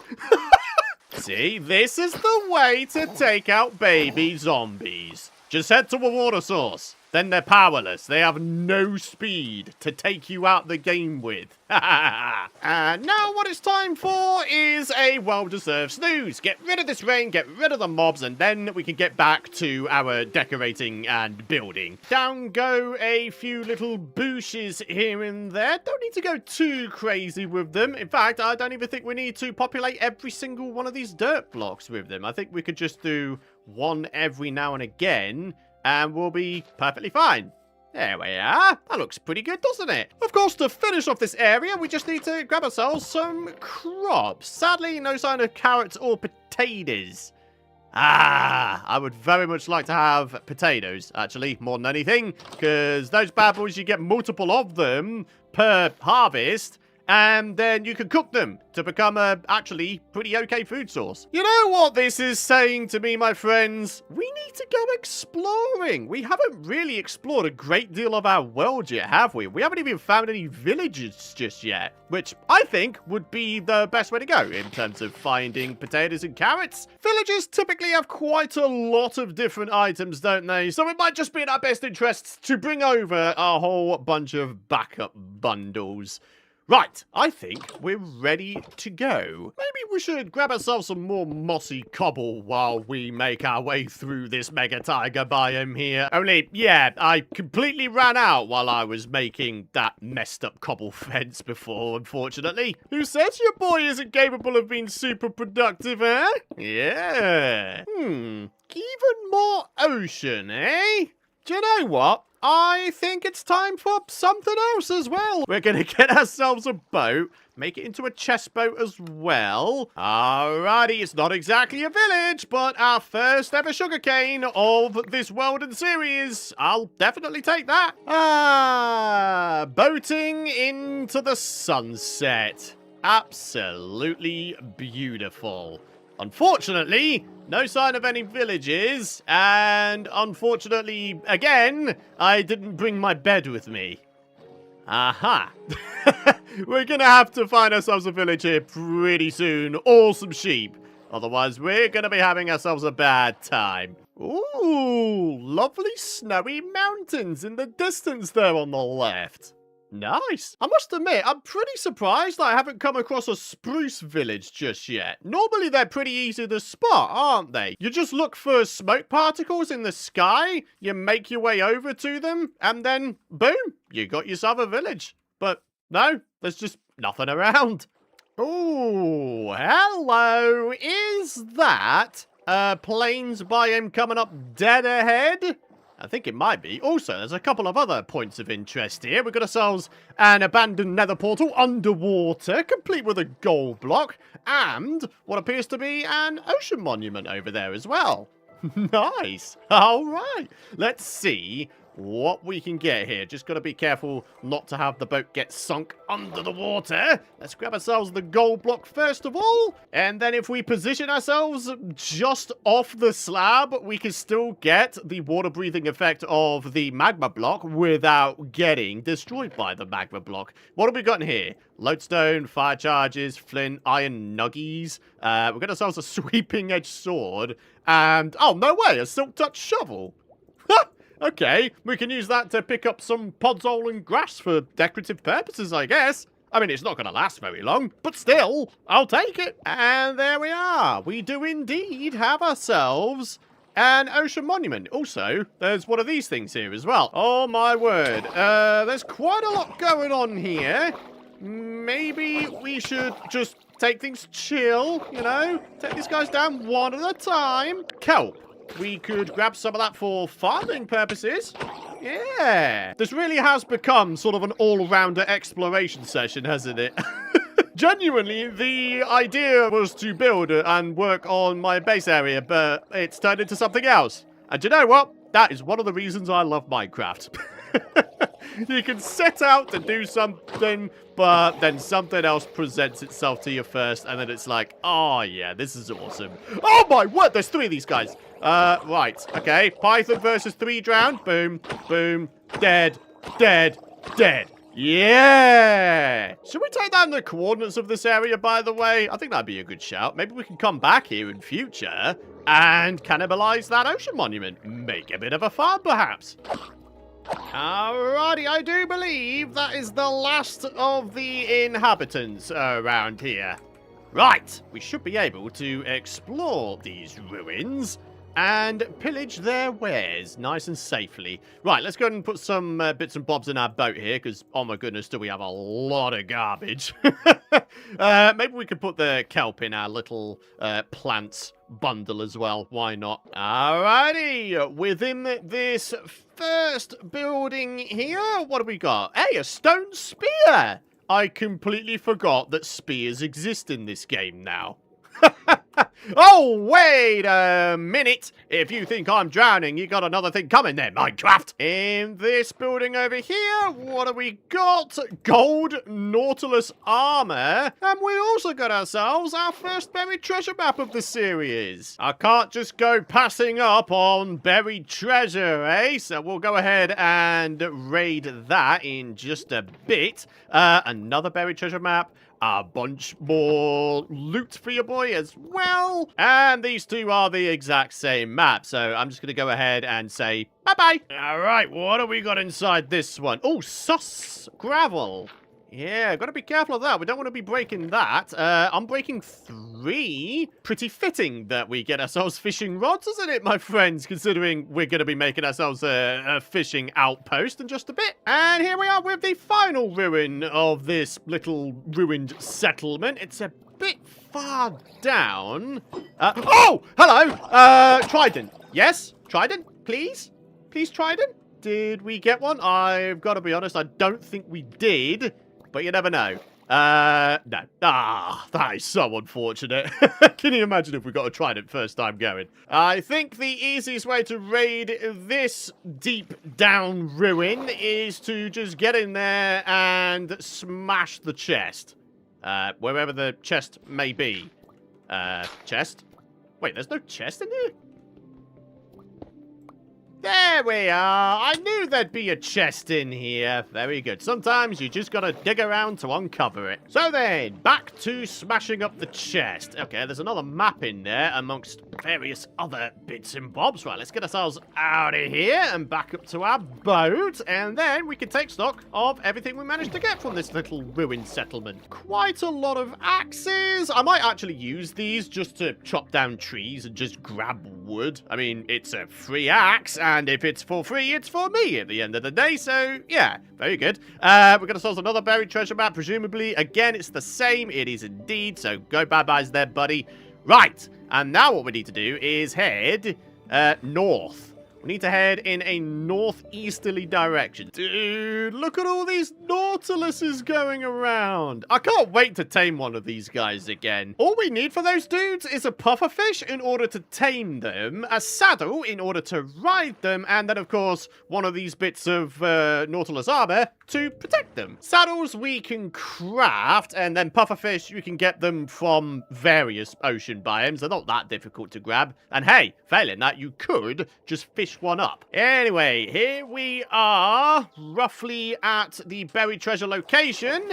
Does the 9-9 trick still work on Java Edition? Let's have a look here, shall we? We're looking at the section relative line about halfway down on the left-hand side. If we can get the first and third number both to be 9, and then we dig straight down, if the 9-9 trick still works, there should be a chest. And there is. Haha! So, what's actually in the chest? Ooh, a diamond and some food, and I think I just saw a water breathing pot in there as well. Oh, and it turns out I picked up my specialty as well. TNT. And just because I'm a bit of a weirdo, completionist, perfectionist kind of dude, I usually like to explore all of the area of my buried treasure maps. So there we are. Nice, the very first buried treasure of this series. Do we think that's museum worthy? Yeah, I think it is actually. Now then, back to trying to find ourselves a village. No more distractions. Hey, I thought I saw some lights through the trees. Finally! We've got ourselves a village, ladies and gentlemen. Right. Oh, a brewing stand to kick things off. Very nice. As you can see, my bundles are, like, entirely full. And that doesn't really bode well for us being able to raid this village effectively. But oh well. We'll see what we can do nonetheless. Yeah, there we are with all the crops. Hopefully there's a good amount of carrots and or potatoes to be had. What I'm looking for, though, I'm sorry there, villager, is a bed. And then I think I'm going to steal this bed and take it for my very own as well, because, yeah, I kind of need it, buddy. Wow, this is one rich village. not one, but 2 bells. Unbelievable. I mean, that's surplus to requirements, I think. So let me just go ahead and relieve them of one of them. Oh, hey there, buddy. What you got for me? Depth Strider 1. So that times me. Yeah, there's a lectern to be had. I like free lecterns. Haha. All right, come on. What you got for me? Beetroots, plenty of carrots. Unbelievably, not a single potato, though. Unbelievable. How could you shortchange me like this? Never mind the fact I'm robbing all of this from you. Don't worry about it. All is well. It's all going to serve a use at some point or another. Hey, look at that. We did actually get ourselves a couple of potatoes. Very nice. Right, there was a couple of other planted areas, I think. Yeah, there's one over there. And who knows? Maybe we'll find ourselves some other ones. Buddy, you look pretty peculiar. I am not used to seeing baby villagers with a square head. That seems illegal to me. Yeah. Alright, you do you there, buddy. Hey, look at that. There's an acacia biome over there. And also, a shipwreck beached on the beach over there. Huh. Okay. Oh, a cherry biome as well. And another village. Oh, wow. Okay. I've got to take down the coordinates of this area. There's a lot of stuff to explore in the future around here, huh? Oh, a loot chest for your boy, emeralds, and bread and food. Can't forget about the hay bales, my friends. You get 3 bits of bread per hay bale. So you find yourself a village at the very beginning of your world, and your food situation is already sorted. Hang on a minute, yet another bell? You're telling me this village has 3 bells? The residents here don't know just how good they've got it, huh? Which is why I'm here, to relieve them of their surplus. Oh, I feel terrible. Oh, yeah, I forgot about these. Actual bush foliage items of epicness. I'd actually like to try and grab myself some of these bad boys, only they could be used in addition to all of the other foliage bits I've been using to decorate things. Alrighty, I think for now, we're just about done with our exploration session. So let's get ourselves home. Oh, wildflowers. How could I pass up these bad boys? Oh my word, my poor inventory. There's not much I can chuck away here. Okay, maybe the Unbreaking 1 fishing rod. I mean, we do have ourselves an Unbreaking 3 one at the end of the day, so yeah, I think we'll be fine for now. Whoa! Another ginormous cave entrance. Dude, that is absolutely huge. Well, at least we know we've got multiple different places to access the depths in this world, right? So if one cave dries up in terms of resources, we've got other ones we can explore. And here we are, my friends. Finally, home sweet home. And, oh yeah, the lovely broken cobble wall. That's kind of nice. All right, so now that we've actually grabbed ourselves some potatoes, how about we plant some of these bad boys down, huh? And then in the rest of the spaces, maybe we can just sort of randomly spread in all the rest of this stuff here. Yep, that's right. Even including beetroot. I know, I probably sound like a madman planting damn beetroot. It's like one of the all-time worst food sources in this game, in my opinion. But there we are, a little bit of variety. Why not? We're going to make ourselves a fishing cove. You may recall I had this completely closed up. I decided to reopen it again, only I really do feel like this is the ideal location to have a fishing cove. We've made fishing shacks in like darn near all of my Let's Plays previously. How about we do something a little bit different this time? Go for a fishing cove instead. So, as you can see, already gone ahead and dug out some little bits and bobs here, but there's still plenty more to be done. I mean, for example, I don't want this thing to only be a couple of blocks high. I want to make sure that there's plenty of space in this cove, and I also want to make sure that this looks as natural and as not man-made as possible. One of the other ways we could make this look a bit more natural is by deepening the lake here a bit, or more to the point, deepening the sort of mouth entry point to this cove area. And actually, this serves a different purpose as well, only when it comes to fishing, you're gonna want to have the chance of fishing up treasure, right? And in Java Edition anyway, you need to have your water source be of a certain size and depth in order to then have a chance of capturing treasure. Now, so far as I can remember, it's something like a 5x5 area centered on your fishing bobber, and the water source in question also needs to be at least, I think, 2 blocks deep. So yeah, we're going for function as well as aesthetic with this little project. Now, I should mention, this isn't going to be the only thing I do. There's a certain nether realm that we haven't explored yet. We raided the Woodland Mansion, and we grabbed ourselves a bunch of obsidian. That, I think, would be a fun way to go. But anyways, for now, we have stuff to do, so let me continue on with the digging out and shaping of this area. Yeah, check it out, my friends. By deepening the cove entrance here, I think we've done a pretty good job in making this thing look natural. There is, of course, more steps that we could take to make it look even more natural. We could go ahead and bone meal the dirt there, maybe grow some seagrass amongst other things. But yeah, certainly in terms of making progress, I'd say we're looking pretty good here. Alrighty, my friends. So check it out. I've gone ahead and I've heightened the cove just a little bit, and I've tried to make it look a little bit more sort of natural looking, just like the deepening of the water before. So here's what I'm thinking. For this little back section here, I'm thinking we could potentially squeeze in a little bit of a Hobbit-style room here, in which we put all of our fishing-related storage. So things like fishing rods and the stuffs that we actually get from fishing, categorized by what they are, like enchanted books, treasure stuffs in general, fish. Basically, we're going full on with the cave aesthetic with this area, and as a result of doing so, I think we'll have ourselves something that looks pretty good, actually. Anyway, time for a well-deserved mushroom stew break, and then we're gonna get on with trying to shape this little Hobbit-style cave room here. Hold on a minute, my friends. There's a bit of a thing going on here. A little bit of a development. Can I get the villager zombie to get inside this boat? Is that going to be something he does? Come on, bud. You should be able to get up that. Yeah? Up the block. That's it. Come on, come on, come on. Get in the boat. Get in the boat. That way I can save you. You're going to turn into a drowned at this rate. Oh, no. I don't want him to turn into a drowned. Any minute now. That's exact. Oh, no, hang on. We actually did get him in the boat. Oh, thank goodness for that.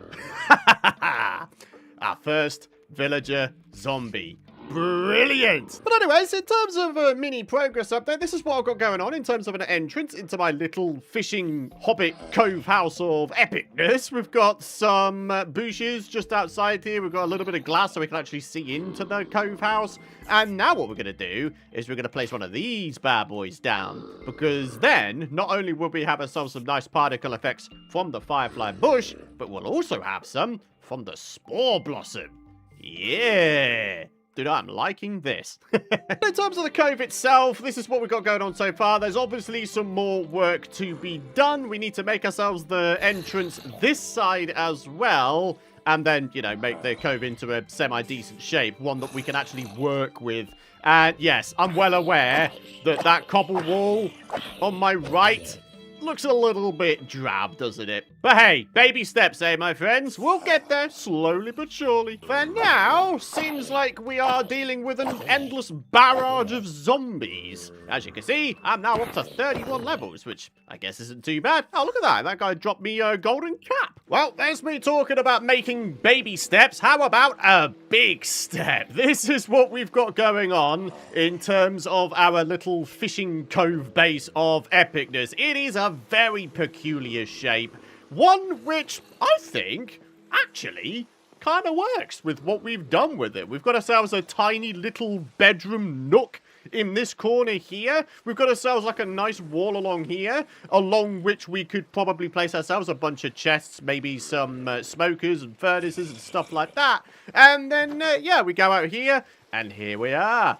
We are out at the fishing cove itself. Now, what I'm probably going to wind up doing is making myself a tiny little fishing pier, and then, yeah, we can fish straight off that. And then in terms of the other entrance, this is what we've got going on, kind of sunk down into the terrain here. This is pretty much the exact aesthetic I was looking for. I think there is, however, one more thing I could do out the front there. Maybe if I was to grab myself out some spruce wood here, make myself some tarp doors. There we go. And then we just pop out here, do a little bit of that and a little bit of that. So it almost looks like we've got shutters for our windows. Yeah, I think that works quite nicely, my friends. So, how's about we go ahead and we start adding ourselves in the various bits and bobs I was just talking about along the wall here. Smokers, furnaces, storage, all that kind of stuff. Needless to say, barrels, because fishermen, barrels. And do you know what? It's kind of giving me a bit of an idea. Instead of going our usual route of speedrunning a mending librarian or a Fletcher villager so we can get ourselves a supply of emeralds really early on, I think what could be a cool idea is if, actually, we convert this guy into a fisherman and we have ourselves a resident in here. I think that could be a nice idea, right? And then when it comes to us fishing up a bunch of fish, we can sell the fish to this guy and get ourselves some emeralds that way. Anyway, for now, just got to tie up some loose ends in here. I can't actually sleep here because there's a zombie over there very close by. Maybe I should go grab myself a leash and, like, lure that guy away. Maybe just to the mouth of the cove, like over there. You know, not too far out in the open where this guy will die in the daylight, but, you know, just sort of on the cusp here. All right, come on, boat. Let's get you sort of over this way a little bit. Yeah, that worked quite nicely, actually. All right, well, let's get our lead back without getting hurt too much. And, yeah, there we are. This guy's still safe, but he's out of the way. We're not going to get absolutely hounded by this guy every time I come out here. Well, I'm very glad that wasn't the sound of this guy dying, because otherwise I would have been pretty upset. Turns out we actually had a second villager zombie roaming around above us. Anyway, here we go. There's a barrel right there. And I've even gone to the lengths of giving this villager a pot with a fern in it to look at while he's sat in this 1x1 space 24/7 forevermore. Right, let's go ahead and get ourselves a couple of smokers. These are going to cook the fish. And now, maybe some chests, some storage bits and bobs. I think that'd be a good shout. Maybe we can have ourselves, I don't know, just a box standard chest there. And then, oh, I don't know, maybe we have ourselves a second barrel. And maybe upon this barrel could be yet another chest. So yeah, this kind of becomes like a full-on utility wall. Because why not? I think that looks quite nice. And actually, talking of looking quite nice, I think we could go one further. We could add ourselves some supports in like that. And then, oh, I don't know, maybe some upside-down stairs?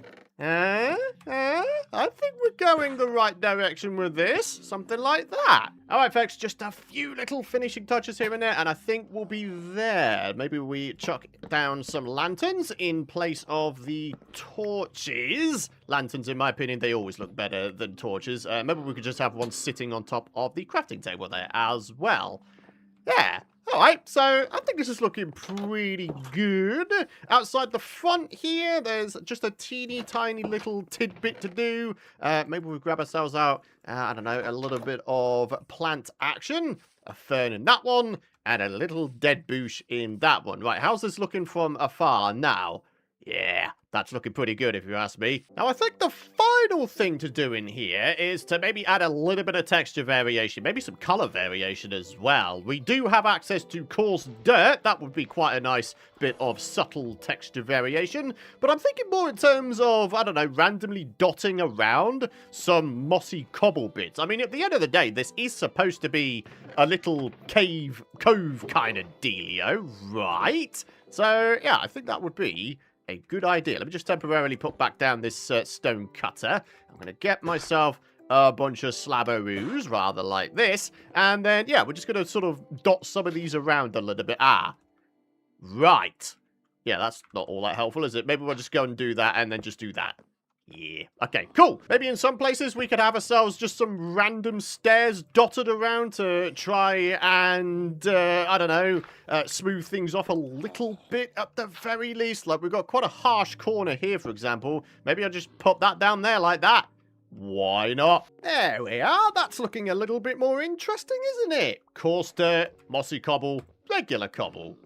Yeah, I actually really like that. Right, now we've got a little bit to do out here. Maybe bone meal the ground. Maybe we could get some coarse dirt planted around here as well. So here we are, folks. What do you think? A big old improvement or a big old improvement?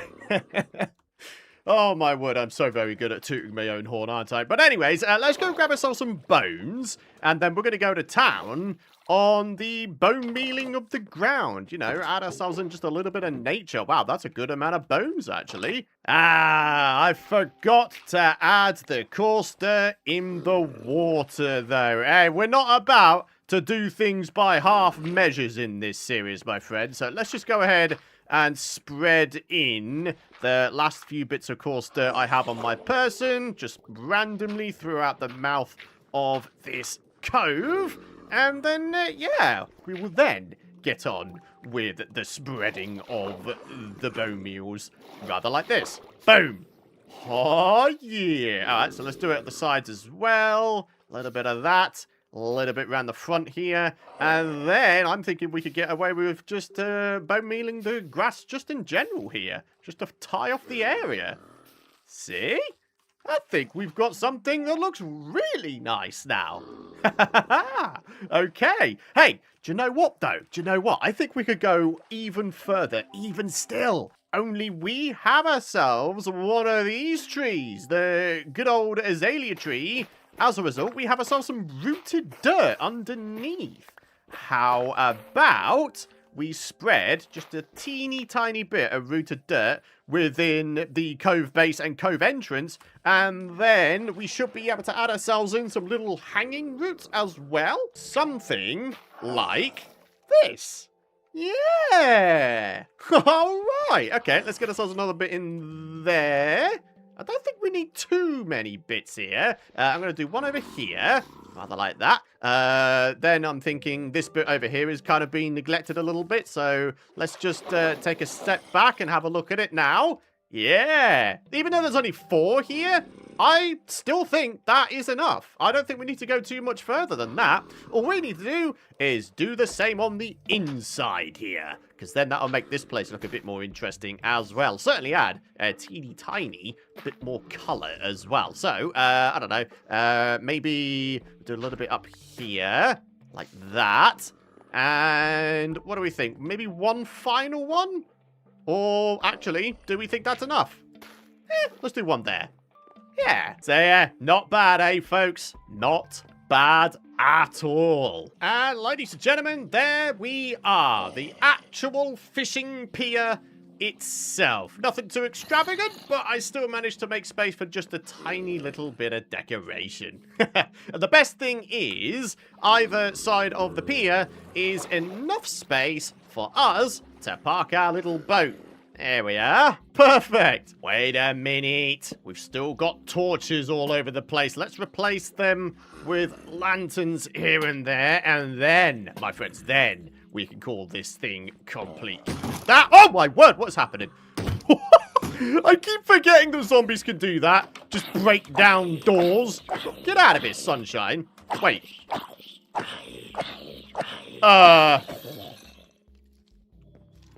What just happened? Why did that guy just take a ridiculous amount of sword hits? Dude, I love how that little fishing cove is looking. Ah, beautiful. Absolutely beautiful. We now have 3 locations to try and link up via pathways now, don't we? Got to link up here to the fishing cove build, and then also over to the Woodland Mansion as well. Yeah! And slowly but surely, as we connect all of these bits and bobs together, we will eventually form ourselves a lovely little settlement. So that, my friends, with the fishing cove and cave completed, the time has come. The time which I imagine a good amount of you folks have been waiting for. It is nether time. We're going to see what kind of spawn we have in the nether. All we have to do is go find ourselves a location to put a nether portal. I mean, like, do we really need to be fussy? It's probably just going to be a temporary thing, right? So I'm going to say just down here where I was mining up a bunch of cobble for my build. So 1, 2, 3, 4, 5. I've just buggered that up. Oh, no! How can I fail with the placement of a nether portal? I mean, come on, Python. You really are a bit of a goofball sometimes, aren't you? Right, let's try that again, shall we? Line it up. And, yeah, ladies and gentlemen. I don't know, man. I don't know. I think we should go in. Better safe than sorry, right? So, let me go grab out a bit of gold armor real quick so we're not hounded by piglins as soon as we get in there. Projectile protection too. That seems like a good way to go. Let's pop in.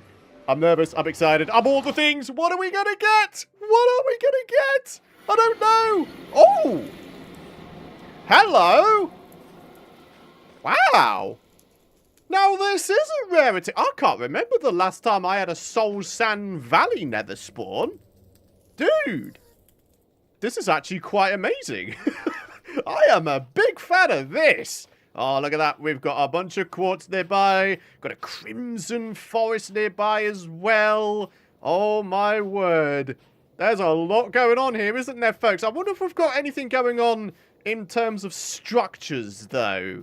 Maybe a little bit of nether fortress or bastion action. All right, so we went left when we came out of the portal. Let's check out the right-hand side now. Anything for anything. I mean, there's definitely plenty... Ow! There's plenty of skelly bots around, but that's... Ow! That's no worries. All is well. This really is actually quite a big Soul Sand Valley, though. Go on, Minecraft. Let there be a nether fortress within this biome. If we have ourselves a nether fortress within a Soul Sand Valley nearby our nether spawn... I would consider that to be the absolute jackpot. Only for any of you guys who don't know, in Soul Sand Valley, you do typically get a higher amount of wither skeleton spawns inside of a nether fortress. Also, we've got this guy. Oh, we got ourselves a dried ghast. Oh, what a brilliant trip this has been. What a brilliant spawn. Can you guys spot it? Hey? Can you spot it? Well, if you look to the top left slightly, can you see it now? There's an ocean monument right nearby world spawn. This world and this seed just keeps on giving, doesn't it, my friends? We have ourselves an ocean monument nearby world spawn and also relatively nearby our base area here. That is absolutely fantastic. I thought it would be a fun idea for us to go ahead and raid that ocean monument. See what we can get over there, and more to the point, see if we can get ourselves some sponges. If we do get sponges, then we could use them to speed up the process of draining up the ocean monument and converting it into a guardian farm eventually. Now, a lot of folks would probably go ahead and make themselves some water breathing potions, but what I'm gonna do is use doors, because in Java Edition anyway, when you place a door down underwater, it provides a little bit of an air pocket,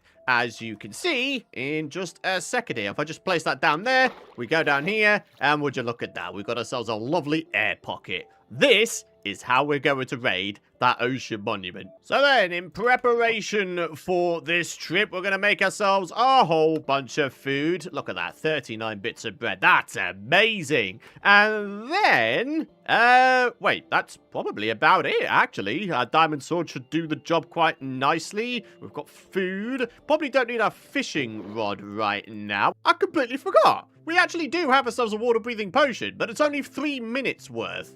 I mean, we might as well use it, right? So, Yeah, let's grab it out. Oh, do you know what would be a really fun idea? Is if I brought down my axolotl friend. I don't know if I've ever tried to take down an ocean monument with the assistance of an axolotl before. Oh, I almost forgot. The only other thing I need in preparation for this ocean monument raiding trip of epicness is some milk, so we're not hounded with the mining fatigue effect. Ah, here we go, my friends. Yoink! Thanks, buddy. Without further ado, the adventure begins. We're heading over to the ocean monument and we're going to see about raiding it. I think what I'm also going to do is I'm going to use this little island coming up dead ahead of me as a little bit of a safe haven. We're going to place down some torches, maybe a bed, and maybe eventually, when we actually come to taking on the Guardian Farm as a project, maybe we could use this place as a little bit of a project area, you know? Just have a bunch of storage chests, maybe even some proper little builds on this island. Maybe even we could squeeze in an entire mini settlement on here. I mean, you know, it's big enough, I would say. We could have ourselves a tiny little build here. In fact, you know what? This is screaming to have a lighthouse built upon it. Is anyone else thinking that? It seems like the perfect size for a lighthouse. And then, yeah, the rest of it, we could just have ourselves like a little path going through the entire island, and then we could just have some little mini builds strewn all across the place, right? Oh, I really like that idea. Anyway, first thing I need to do is light this island up. I don't want any hostiles spawning here. And because we don't really need the torches for the actual ocean monument itself, I don't really feel too bad about, you know, full-on spamming the torches around here. Better safe than sorry, right, folks? Right, I think that'll do the job. Right, now we just get ourselves our bed placed down, and now we are ready. I think, honestly, my only slight gripe with this adventure is I don't have Depth Strider, which means we're not going to be swimming at the fastest speed ever recorded. So, yeah, this might take a while. But it doesn't matter too much. We do have ourselves a water breathing potion. It's only 3 minutes worth, but it will allow me to sort of get the feel of this place, right? So, let me just get myself down here. Ideally, without getting beamed to death many, many times over. Okay. If I could get myself in here, that would be fantastic. And then I'm going to do just a little bit of this. All right, block off the sightline there, and now we can explore this place. Oh, look at that. We've already found ourselves the gold room. Do you know what? While we don't have the mining fatigue effect just yet... Oh, there it is. Okay, clearly the Elder Guardians knew my plans, eh? In which case, let's go ahead and see if we can find ourselves some Elder Guardian dudes. Now, for any of you guys who don't know, there are 3 Elder Guardians that spawn in each of these ocean monuments. So, yeah, taking down one isn't going to be enough to get rid of the mining fatigue effect. We need to be really on the ball here, folks. And that includes making sure our hunger is always topped up. I have found one! Right, here's what I'm going to do. I'm actually going to use this, oh, wow, okay. I'm going to use this door as cover. Also, I'm going to go ahead and maybe slap this guy around just a little bit. Hey, come on, buddy. Oh, he's gone. Okay, never mind. Right, in which case, back to this guy. Boom. Can I please... it wouldn't take much for that guy to kill me, my friends. Not at all, in fact. Right, let's just see if we can't slap this guy around a bit. Ha-boom. Okay, there can't be too many more hits remaining. Oh dear, oh dear. Close the door. There we go. Oh, all is well, my friends. All is well. Get some salmon in us. And slap. And slap. Come on. Can't be many more hits, surely. Will you get out of it, regular Guardian? Boom. Come on. Yeah, got it. Wait, did I just see the tied armor trim? If so, that's amazing. That is actually kind of amazing. We did! We got the tied armor trim! Isn't that only like a 20% drop chance or something like that? That's fantastic. Hey, don't you dare try and cut my celebration short there, sunshine. Also, water breathing potion has now run out, so we need to be on top of our water breathing situation with the placing of the doors. So, yeah, every now and again, I'm just going to have to place down one of these bad boys, get into the little water pocket like this, And yeah, we'll be good. I just hope that I've brought with me enough doors. Will you get out of here, buddy? I don't want to be zapped. Go on, scram. Get out of here, bud. Go on. Go scram. Go. Wait, what am I stuck on? Ooh, really, though? What was I actually stuck on just then? Not a fan of that. Also not a fan of the fact I'm about to drown. Ow. Okay. Oh, not so good. We're having to sort of go around in circles a little bit here. Oh, no. Oh, no, no, no. Come on. Give me some bubbles back. Give me some bubbles back. There we go. Right, now we get ourselves in here. There's the second Elder Guardian. Okay, not good. Not good. Get ourselves into a corner here. Rather like that. And there we are. Oh, half health remaining, my friends. Half health. Wait, I've just remembered. The bucket of axolotl. I've not even got this guy out yet. Oh, my goodness me. Why am I so dumb? And the axolotl is dead. He died literally within the first 10 seconds of me putting him down. Oh, no. I am a terrible person, apparently. So, if any of you guys were ever wondering who would win in a battle, an axolotl or an Elder Guardian, yeah, I wouldn't have put bets on the axolotl if I were you. Alright, let's see what we could do here. Oh, hang on. He's sort of camping in a corner here. Boom. Oh, no, no, no, no, no, no, no. Oh, that was close. Boom. Boom. Come on. Come on. Just stay behind the door, and it'll offer me just a little bit of cover. Also, I could do with, some bubbles. There we are. Wait, he could get me from there. Or did he? No, he didn't. Oh, okay. This is getting a little bit interesting, isn't it? He's followed me, in fact. That's not okay, if you ask me. Right. No way! 2 out of 2 tied armor trims. What are the chances we can make it 3 out of 3? I mean, I know I'm tempting RNG at this point, but that really would be quite something, eh, my friends? Right, I don't need this many doors in here. Oh, I can't even pick them up anyway, so it doesn't matter. We're going to have to hope that 6 doors will do the job in terms of finding the last remaining Elder Guardian. Right, let's place one down in the corner here. There we are. The final one should be at the very tippity top of this here monument. On a slightly more unfortunate note, one thing we haven't found yet is a sponge room. Now, that, my friends, would have been quite something. It really would have been, but ah, well, I guess you can't have everything in the world, can you? All I need to do now is go find myself the last Elder Guardian. Oh, here we go. There he is. Oh, a little bit of slappage. Ha! There we go. And I'm going to retreat to just down here. There we are. Once again, keep on top of our hunger and our breath situation, and we'll be totally, totally fine. Slap!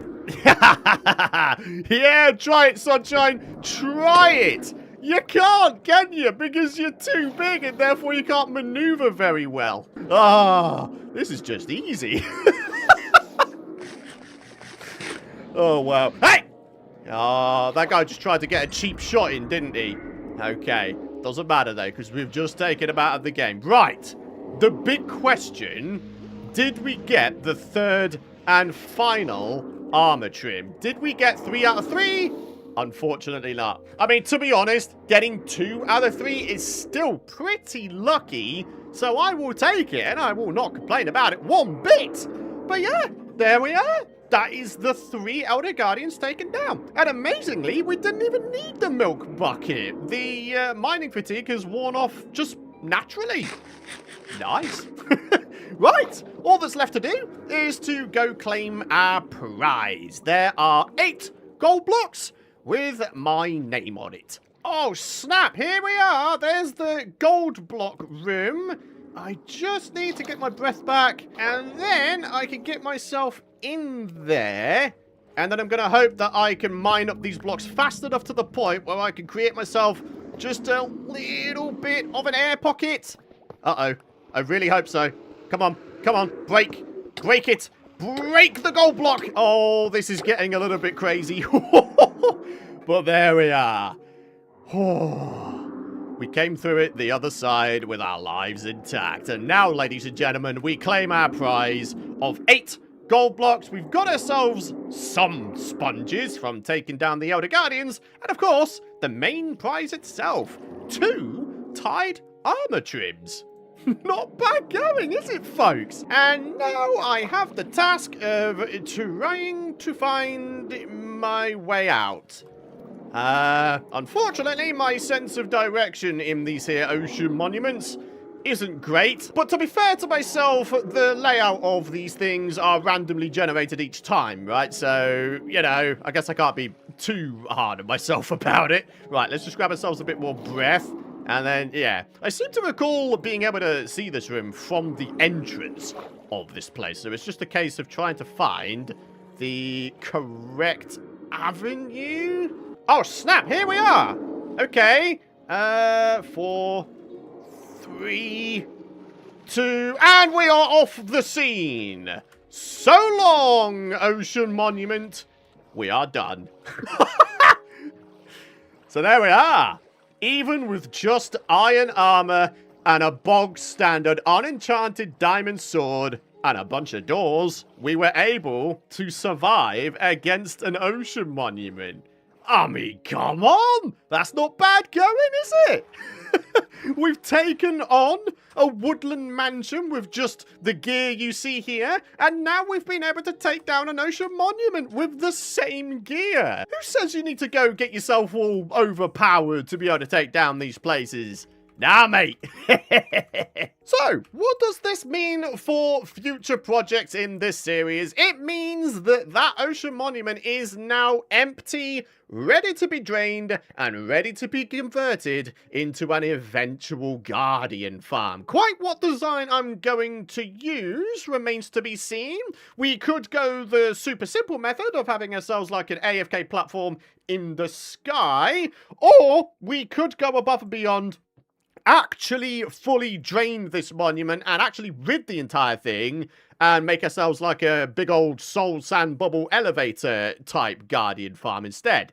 I don't know just yet, but for now, the future is looking bright, isn't it, my friends? We've got ourselves a little mini island on which we can build ourselves that little mini settlement I was talking about before, complete with a lighthouse and various other mini builds. So then, my friends, with the raiding of that monument being done and dusted, it's time to get on with just a few odd jobs. I've got 3 in mind. Number 1 is going ahead and getting a new axolotl from the lush caves beneath us. And actually, there's a small part of me that wants to get a breeding pair, only there is something I am still yet to have achieved in this game, and that is to be lucky enough to have, oh, ouch, and that is being lucky enough to have the super rare blue axolotl be bred into existence. I'm pretty sure it's something ridiculous, like a 1 in 1,200 chance of the rare blue axolotl being bred into existence. So, yeah, to actually be able to achieve that would be quite the bragging rights, I think. And the best thing is, I'm pretty sure it doesn't matter which color the parent axolotls are. There's a random chance, no matter what color they are. All right, we found our first one here, folks, a brown one. And here we are with the second one. So we've got a brown and a pink one. I like how there's just a random vindicator sat at the edge of this dirt mound here.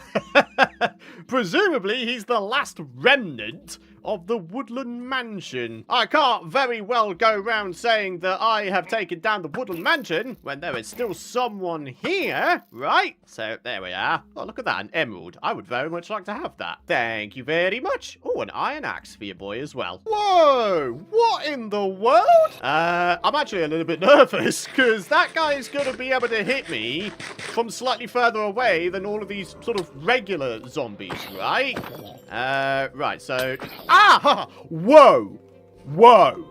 Okay, that's a lot of damage, actually. Yeah, maybe taking those guys down at range is the way to go, huh? I also think going to sleep and getting rid of this knight is also a good way to go. The second odd job I want to get done is a nice simple one, and that is simply rotating these doors and placing them down in such a way whereby when we technically open them, they're closed. So as you can see in the F3 debug screen on the left-hand side, about halfway down, we placed the door down in such a way that when it's open, it's actually closed. As you can see, it says open, false. Then when we close it, technically opening it, it says open, true. And the reason you want to do that is so you don't have zombies breaking down your doors. So let's go and do the same over here.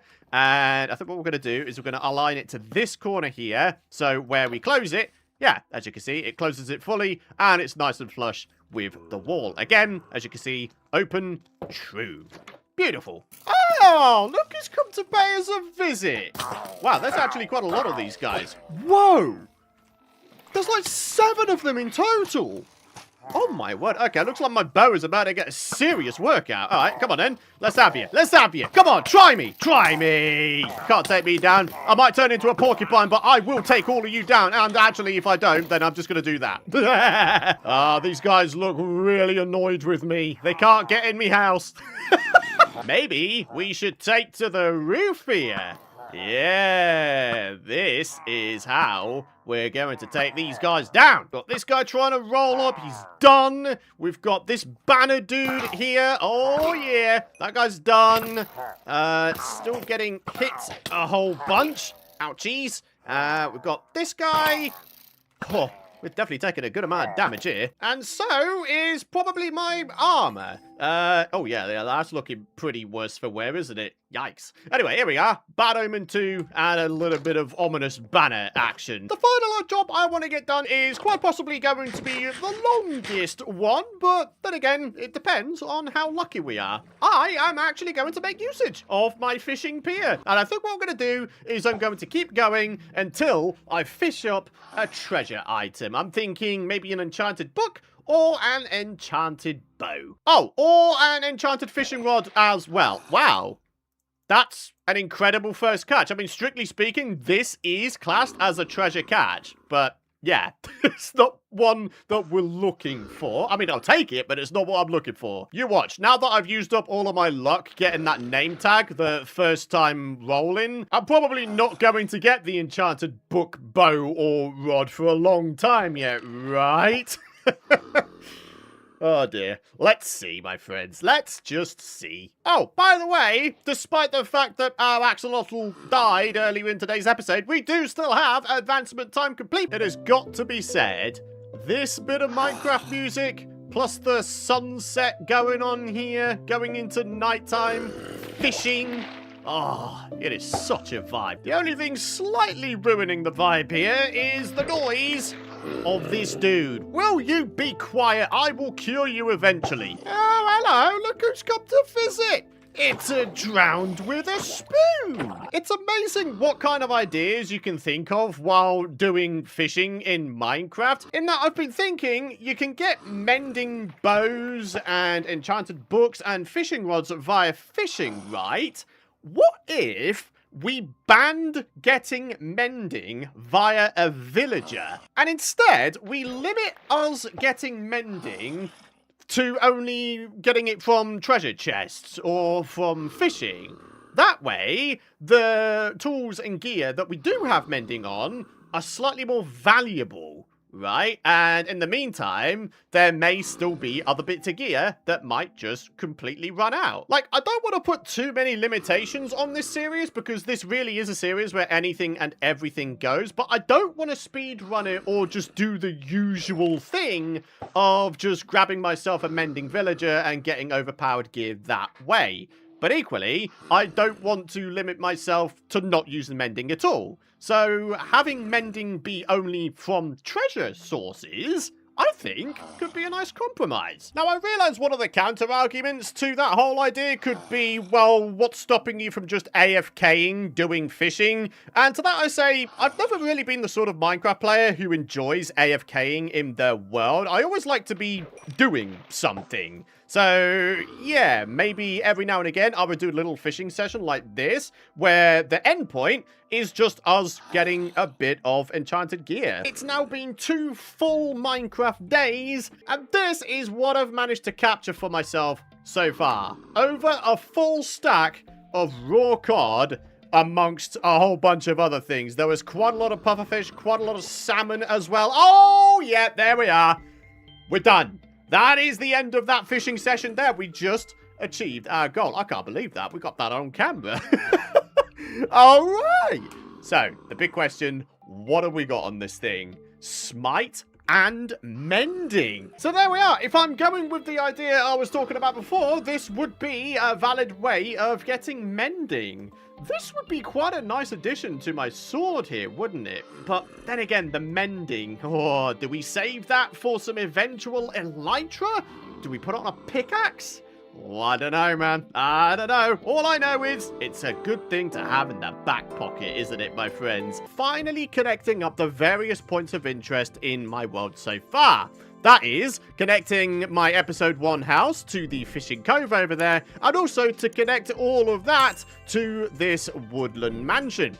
Now, instead of connecting the pathway to the actual entrance to the woodland mansion, which, by the way, is located around the back, what I'm going to be doing is actually making a second entrance into this woodland mansion here. I'm going to be going ahead and putting it sort of just out here or so, and then we'll connect up our pathways to this new entrance. That way, we don't have to have a pathway that sort of goes meandering all the way around the back. With that said, though, there's nothing stopping us in the future from connecting up an eventual pathway to the original rear entrance into this thing. Just for now, I just want to keep things nice and close-knit, if you will. So, yeah, lots of stuff to be done. The first thing I think I'm going to do is I'm going to use this cobble to try and lay out roughly where the paths are going to go.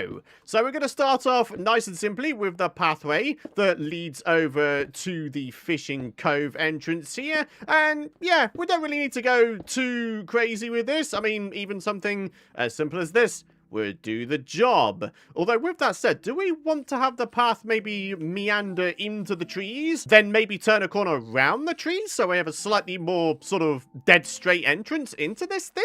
I'm gonna say yes. Let's go ahead and do that. So we're going to have the cobblestone meander around this tree, turn a corner, and then we've got ourselves a nice dead straight path to the entrance to our fishing cove. So before I connect up this pathway to the entrance, I think we need to determine where the entrance is actually going to go. And I think the way I'm going to work it out is by how many windows we have going on here. So we've got 1 window, 2, 3, 4. We've got 5, 6, and I think a 7th one behind that tree before it turns a corner. Now that is a lovely number, because that means we can have a perfectly centered entrance, and that is going to be underneath this 4th window. Only this is technically the 2nd floor of the Woodland Mansion. The one that we enter through on the other side is, of course, at the bottom layer. So that means we need to do a little bit of landscaping around here, folks. I say a little bit of landscaping, but actually it seems to be a fair amount of landscaping. Anyway, let's go ahead and break this open, see where we wind up. Oh, it's in one of these lovely little 1x1 dark oak tree rooms. Now, in order to work inside this place, I think it would be a good idea to basically empty out all of the rooms. Like, literally, I go through each of these rooms and I dig out all of the various bits and bobs that are in them. So in this case, I would dig out all of these weird little mine shaft kind of things, and then we would leave the room just entirely empty. Same with in here. I would go ahead and get rid of this little L shape here. I'll get rid of this little tree thing here as well. For now, I want to continue work on the front entrance to this place, and also the landscaping out of this area. And oh my goodness me, is there a lot that needs to be done here. I must admit, there is a part of me that wants to go ahead and just like excavate this entire place and have the Woodland Mansion be sort of exposed on all sides so we can admire the mansion in all of its grand splendor, you know? The only thing with that is that would take a heck of a long time. But anyways, for now, I just want to sort of excavate the entrance here and plop down some cobblestone and have it connect up to the other cobblestone path outline bits. And just like that, we got a little stairway going down to the front entrance here, and I've got the cobblestone, which indicates where the pathway is going to go, laid down. So, yeah, I don't think we're looking too bad here. Yes, I saw you, Mr. Skelly, but if you think I'm about to allow you to jump scare me, you got another thing coming. It ain't happening, sunshine. So, time for another snooze. Get rid of this rain. And then we're going to head on over to the new Woodland Mansion entrance. And we're going to empty out that room. And then, yeah, we'll have slightly better of an idea as to the amount of space we have to work with in each room. Now, obviously, we don't have to limit ourselves to just having this amount of space. There's nothing really stopping us from just, I don't know, breaking out some of these walls and having multiple rooms be merged together. So, yeah, it all depends on what we're going to be putting in each room. I will say the one thing that I know I want to do in here is I want to try and squeeze in a hostile mob drop trap farm. I've already done all the calculations, and it turns out these places are indeed tall enough to squeeze in a hostile mob drop trap farm. Needless to say, the way it will work is we'll have the kill chamber on the bottom floor, and then these spawn rooms will be towards the very, very tippity top of the Woodland Mansion, but just underneath where the very tippity top ceiling is. So yeah, it's gonna be a fun one, and I'm actually looking forward to taking it on. But yeah, for now, we've got some emptying to do. Let's go and get rid of this tree. I know, this might be sort of hurting some of you folks, but don't worry, we do actually have 2 of these 1x1 unique dark oak tree rooms in this place. So it doesn't really matter that we're getting rid of this one. Maybe we try to preserve the other one? I don't know. I haven't really thought about what I'm going to do just yet. All I know is I want to get this room emptied out. And we are just on the cusp of getting it complete. Also, I can hear a baby zombie. That doesn't fill me with dread or anything. But anyways, here we are. The first room has been cleared out. And oh my goodness me, is it a large room? How many blocks are we working with here? 1, 2, 3, 4, 5, 6, 7, 8, 9, 10, 11, 12, 13, 14, 15 blocks by 2, 3, 4, 5, 6, 7, 8, 9, 10, 11, 12, 13, 14. Wow, it's a perfectly square 15 by 15 room. Wow. You could fit a lot in here, my friends, couldn't you? Alrighty, my friends. So I think the next thing I want to do is to actually get the pathways made themselves. And we're going to go super simple with them in that we're going to have ourselves path blocks for the majority of it. And then we're going to dot around some coarse dirt. And also, I was thinking some podzol. I mean, we've got leaf litters all across the place, and they have roughly the same color as podzol. So what if we had podzol and leaf litters strewn all across our new pathways? I think that could be a good way to go. And also, it finally gives us a use for this Silk Touch shovel. We're not going to be able to grab ourselves a great deal of podzol with this, but it should be enough to get started with, right? Just got to make sure we don't, like, accidentally chop up stuff that isn't podzol, because all durability is sacred with gold tools, isn't it? And in fact, there we are. It's all gone already. That's all we get, my friends. 32 bits of podzol with 1 gold shovel.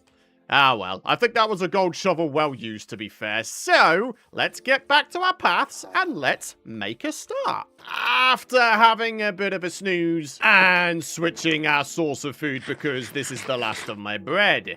Yeah, cooked salmon. Oh, come on! What is this, Britain? Stop with the raining, man! I think what we'll do is we'll start off with the longest pathway first, and then the pathway connected the episode 1 base to the fishing cove will seem super easy in comparison. And ladies and gentlemen, just like that, we have our first pathway connected up to the little intersection down here. And now what we need to do is get the pathway from the episode 1 house to the fishing cove done. And then that will be, basically, the fundamental pathway done. Can't go forgetting about these unsightly dirt slithers, though, my friends. It looks like the tree isn't properly rooted to the floor. So let's go ahead and fix that real quick, yeah? Got another one right here. And then I think there was a few more to be had over here. Yeah, look at this. There's a big exposed bit of dirt there. Ew. Like I said, we're not doing things by half measures in this series, my friends. You might have noticed as well that I've actually done very minimal landscaping for the pathways themselves. Instead, I've tried to stick relatively faithful to the landscape that's already here and basically meandered my pathways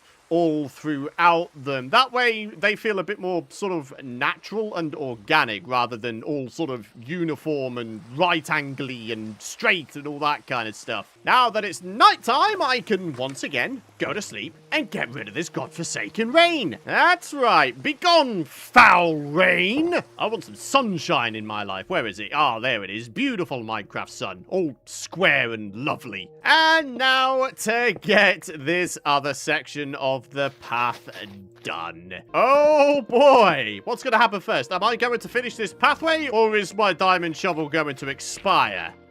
Yikes. I think it's going to be close here, folks. Well, the main pathway is done, but we haven't begun on the decorating part yet. That is probably what's going to finish off this shovel.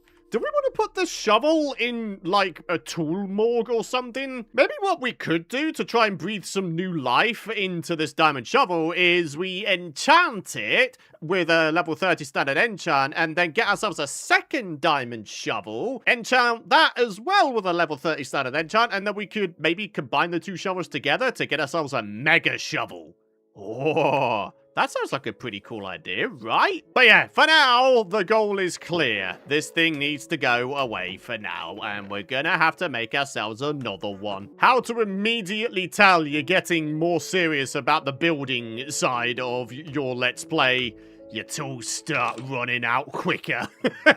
In terms of decorating this thing, I think we'll do it in kind of a step-by-step kind of dealio. We're going to start off by peppering down some coarse dirt. Maybe some of it can sort of interrupt the path itself. So, yeah, something like that. And then, I don't know, maybe another one in the corner here. I'm not liking the fact that I'm sort of inadvertently making some of the dirt blocks into paths, because that means I'm technically using 2 durability for each of these bits of coarse dirt being planted down. Maybe just do that instead. Just switch away from the shovel when it comes to placing down the coarse dirt. Yeah, I think that works. Oh, good lord. Okay, yeah, there's a water source under here. Can I get myself out of here, please? Thank you. But yeah, ultimately the thinking is I want to have very similar pathway decorations to what I've got going on outside my house here. So yeah, with the firefly bushes and the ferns and all that kind of stuff.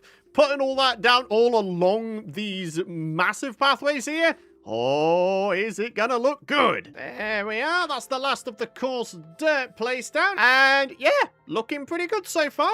Right, now let's go at it with some podzol. Unfortunately, we've got a slightly lesser amount of this stuff, so we'll have to be even more sparse with the placing of this. Right, we can go ahead and maybe put 1 or 2 just outside the front of our episode 1 house, I think, as well, just to add a tiny bit more to the area. And there we are, final bit of podzol being placed down. And as you can see, the pathway is really starting to get there. There is, however, I think, a third block we could probably introduce alongside the path here, and that is mossy cobblestone. And here we are. Mossy cobble has been added to the pathway as well.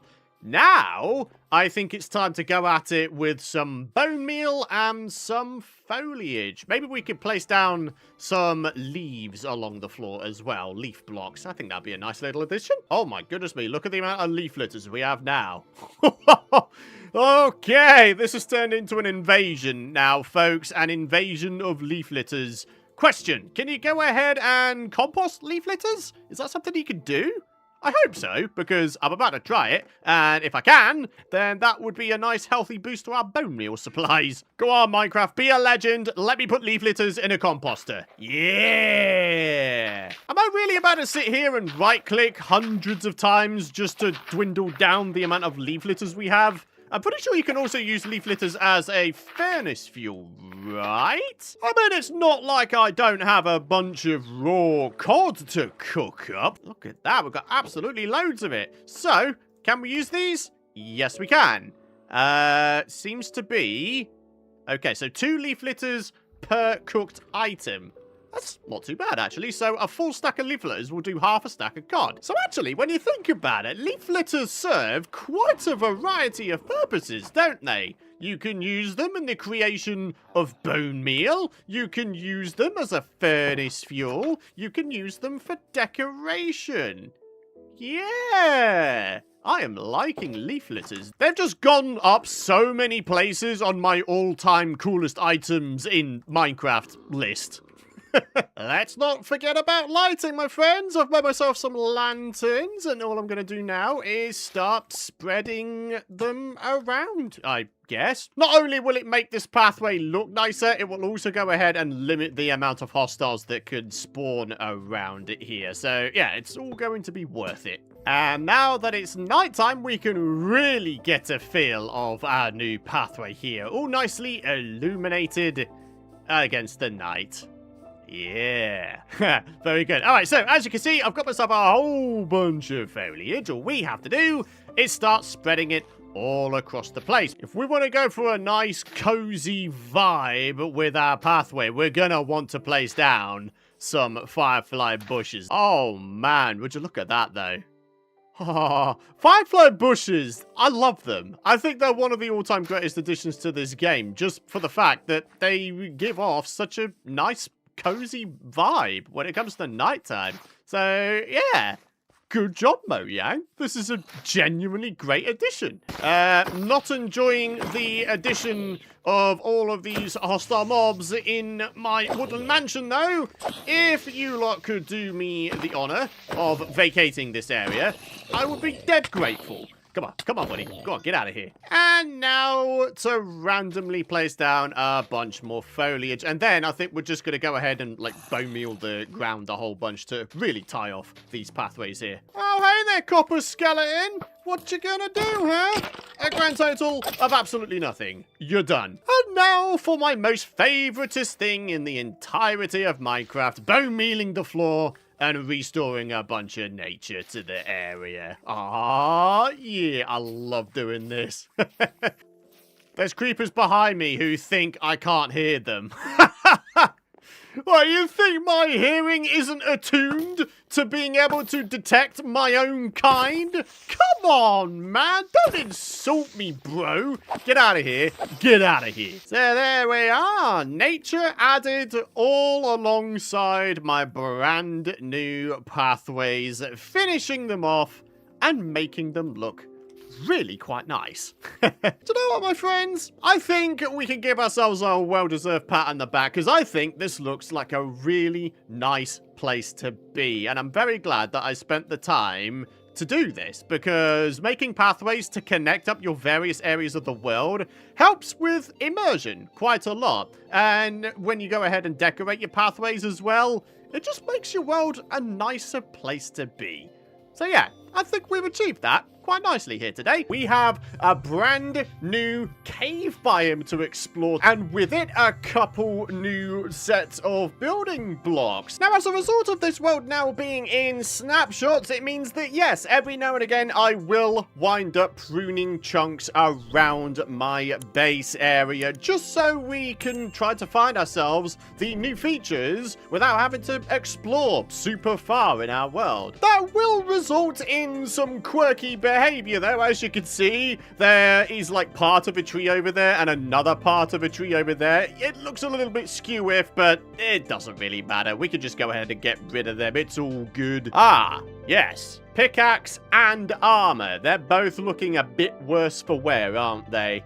Alright, let's go ahead and make a replacement set of armor, and we'll also get ourselves a replacement pickaxe. There we are with a pickaxe. I might actually grab myself a couple of pickaxes, because I do want to pick up at least a semi-decent amount of the brand new, what is it, Sulfur and Cinnabar blocks. And here we are with a nice shiny set of new armor. Alright, now I feel like I'm prepared. We found it immediately. That took no time at all. All right, well, yeah, let's not dilly-dally. Let's actually get ourselves down there. Oh, Creeper Brother has decided to pay us a visit. Wow.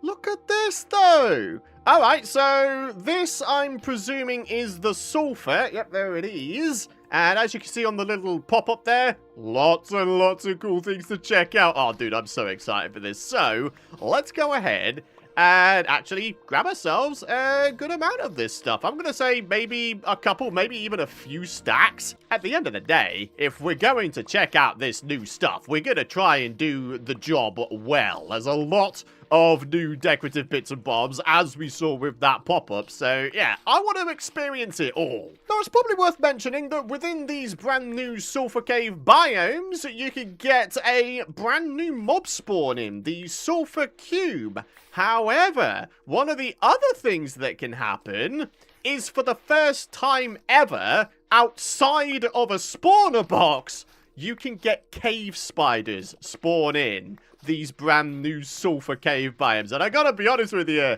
that has me feeling all kinds of nervous. I mean, hey, I've only got iron armor at the end of the day. It wouldn't take much for a cave spider to weaken me to like half a heart, and then I just die by someone else just breathing on me. I'll tell you what, let's just go for 3 stacks of each. Then we can use the remainder of the pickaxe durability to pick up whatever ores and resources might be down here. So here we are with the other block. This is the Cinnabar block. And again, on the pop-up, you can see quite a lot of new blocks and building bits and bobs that you can make. So, yeah, let's grab ourselves 3 stacks of this. It's got to be said, I'm a big fan of the fact that they're adding brand new cave biomes to this game. The last time that was done, of course, was with the Caves and Cliffs update, when we got ourselves the Lush Caves, Deep Dark, and Dripstone Caves. So the question has to be asked, what other cave biomes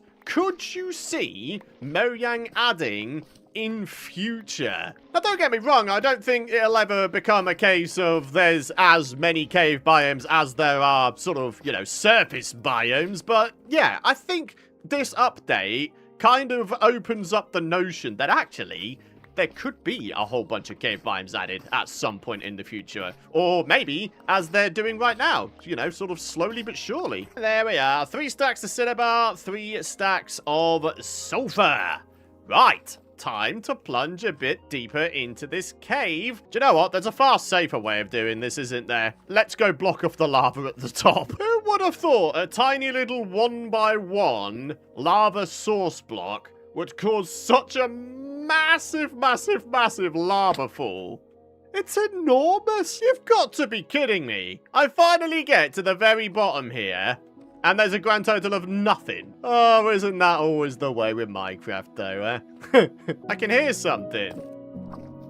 A squelchy sound. I wonder if that is what I think it is. Oh, hello. There is actually something down here. Oh, we might have ourselves a cave. Here we are, my friends. Water has been placed down, and as you can see, the color of the water is a bit bleh. Is it the same color as swamp water? It kind of looks like it, doesn't it? Anyway, let's get ourselves down here and see what is what. Do we have any, like, dangerous stuffs down here? Any cave spiders? Oh, I certainly hope not, because I'm not in the market to get jump scared by cave spiders. Can you imagine doing a hardcore run now and you came across this biome? Oh, hello! We've just found the new slime. Hey, buddy! Wait, is this guy hostile? Wait, is he chill? Are we okay? Yeah, we're okay!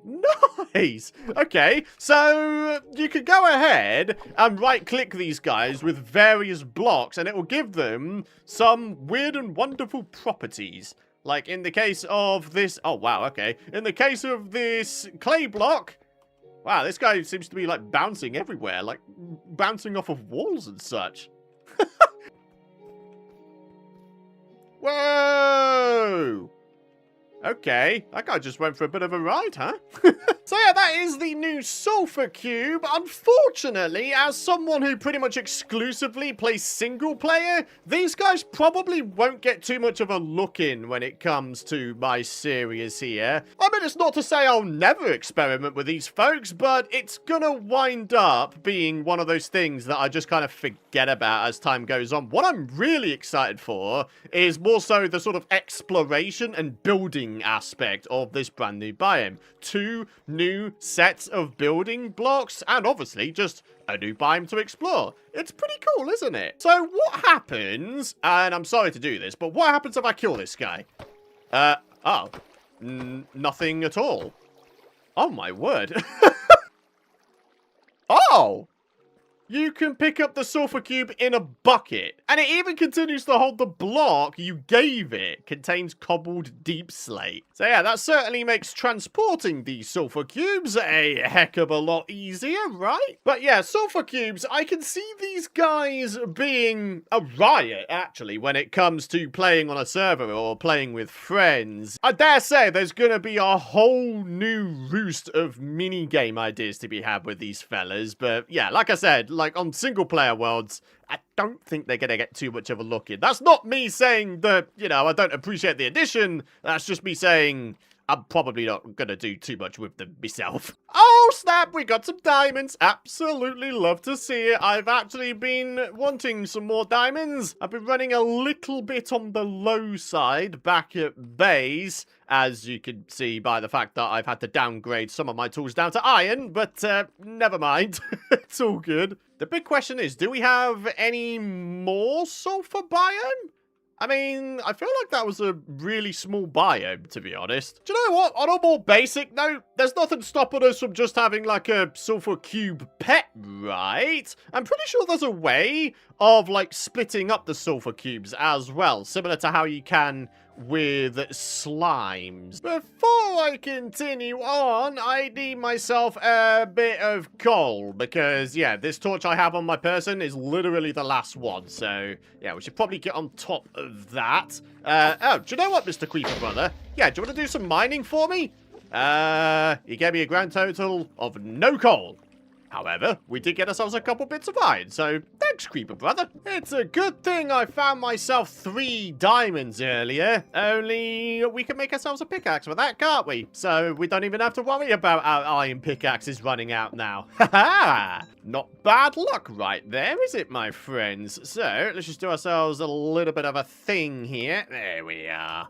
Beautiful. Oh, snap! Okay, I was wondering when I might find this. It's one of those pools where if you go into it, you get hit with the nausea effect. Oh boy. Yeah, this is... The reason why the nausea effect isn't as bad as normal is because I've got that setting turned way down, I think. Yeah, distortion effect's 25% because I'm not actually a big fan of the distortion effect. I mean, if I was to do this thing now... Yeah! This is fun. Which is why I go into the accessibility options and I turn it way down. I mean, I want to know that I'm being hit with the nausea effect, but I don't want to feel actually sick IRL as a result. So then, the question is, what exactly is it that's causing these bubbles? Is there, like, a different block underneath here or something? Wait, I think there is, actually. If I just dive down, yeah, look at this! There is indeed something different here. What is that? Oh, goodness me, my inventory. Right, let's make some torches. There we are. What's that? Potent sulfur. I would assume if I was to give one of these slimes a block of potent sulfur, then... Oh, I thought upon landing, they do like a splash effect of nausea. So if you're nearby them and they've got potent sulfur in them, you will wind up getting nauseous. Oh, they missed a trick there. Come on. All right, so... so you can kill them when they don't have anything in them. Okay, so what if now I put in a block of sulfur? Absolutely nothing at all. So if you can't put blocks in these little tiny variants of them, what exactly are these used for? Can you get drops from them? I don't think I even got any XP from them there. But anyways, notice how there are no longer any bubble particles at the surface as a result of me taking out this block of potent sulfur. But when I put it back in, yeah, it seems to have like an area of effect, doesn't it? So the little bubbles themselves signify where the block of potent sulfur is, but then there's like a smoke effect, area of effect kind of dealio here. Huh. That's kind of cool, actually. So, yep, that's another sulfur cave checked out. I wonder if there's any more to be had? I mean, judging by the fact... Oh, my word, there's loads of them here! Wow! There's like 4 of them. One of them's inside a wall. What are you doing there, buddy? Trying to hack his way into the mainframe, it seems. Wait, did I get XP just then? No. Oh, wait, no, I did. Maybe you only get XP from the bigger ones. Amazingly, we haven't come across any naturally spawning cave spiders just yet. Maybe we've just been lucky.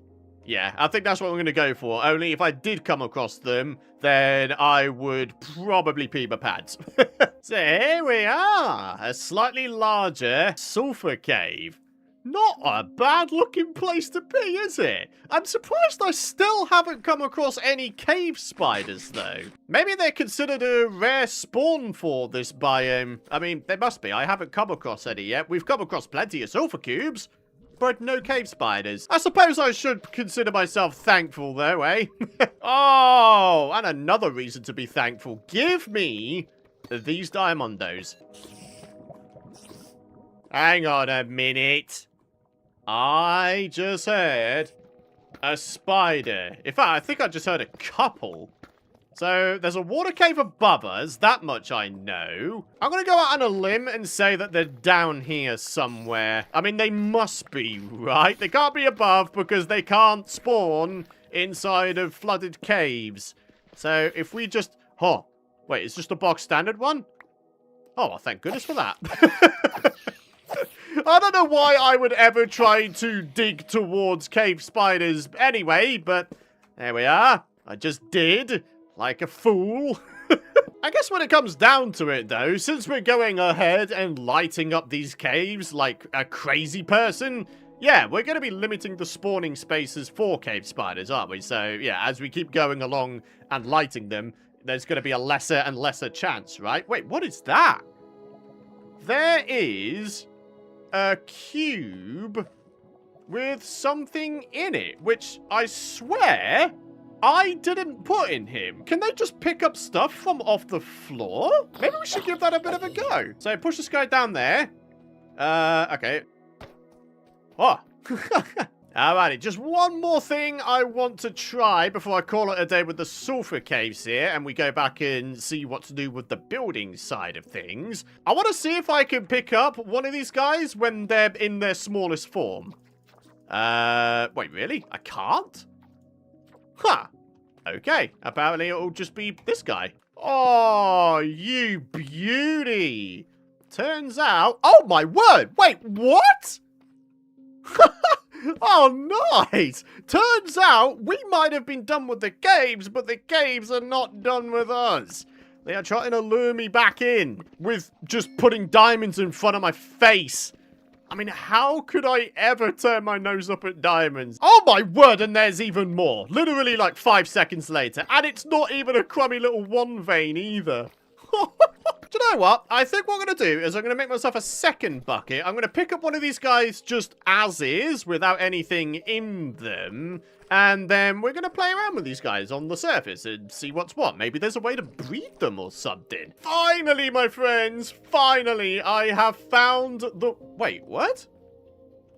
That's a dungeon, right? It is.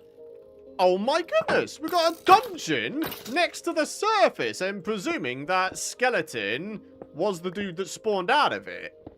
You're telling me we've got a skeleton dungeon near the surface? Oh, there's no chest in it, though. We just got debated.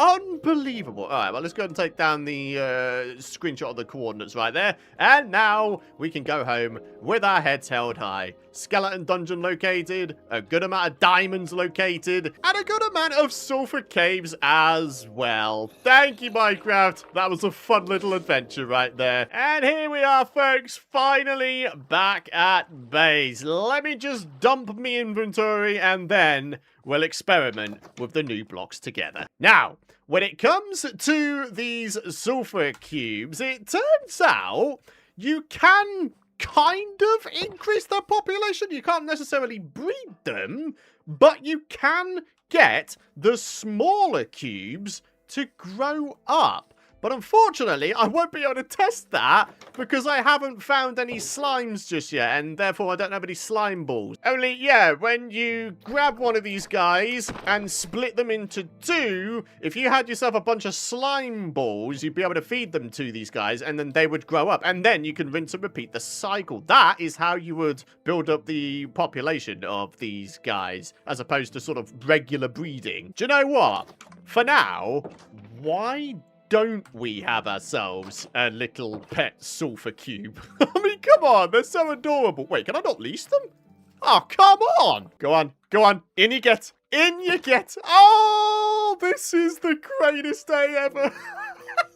This was not on my bingo card. This is just something that's happened. We have a pet baby cube.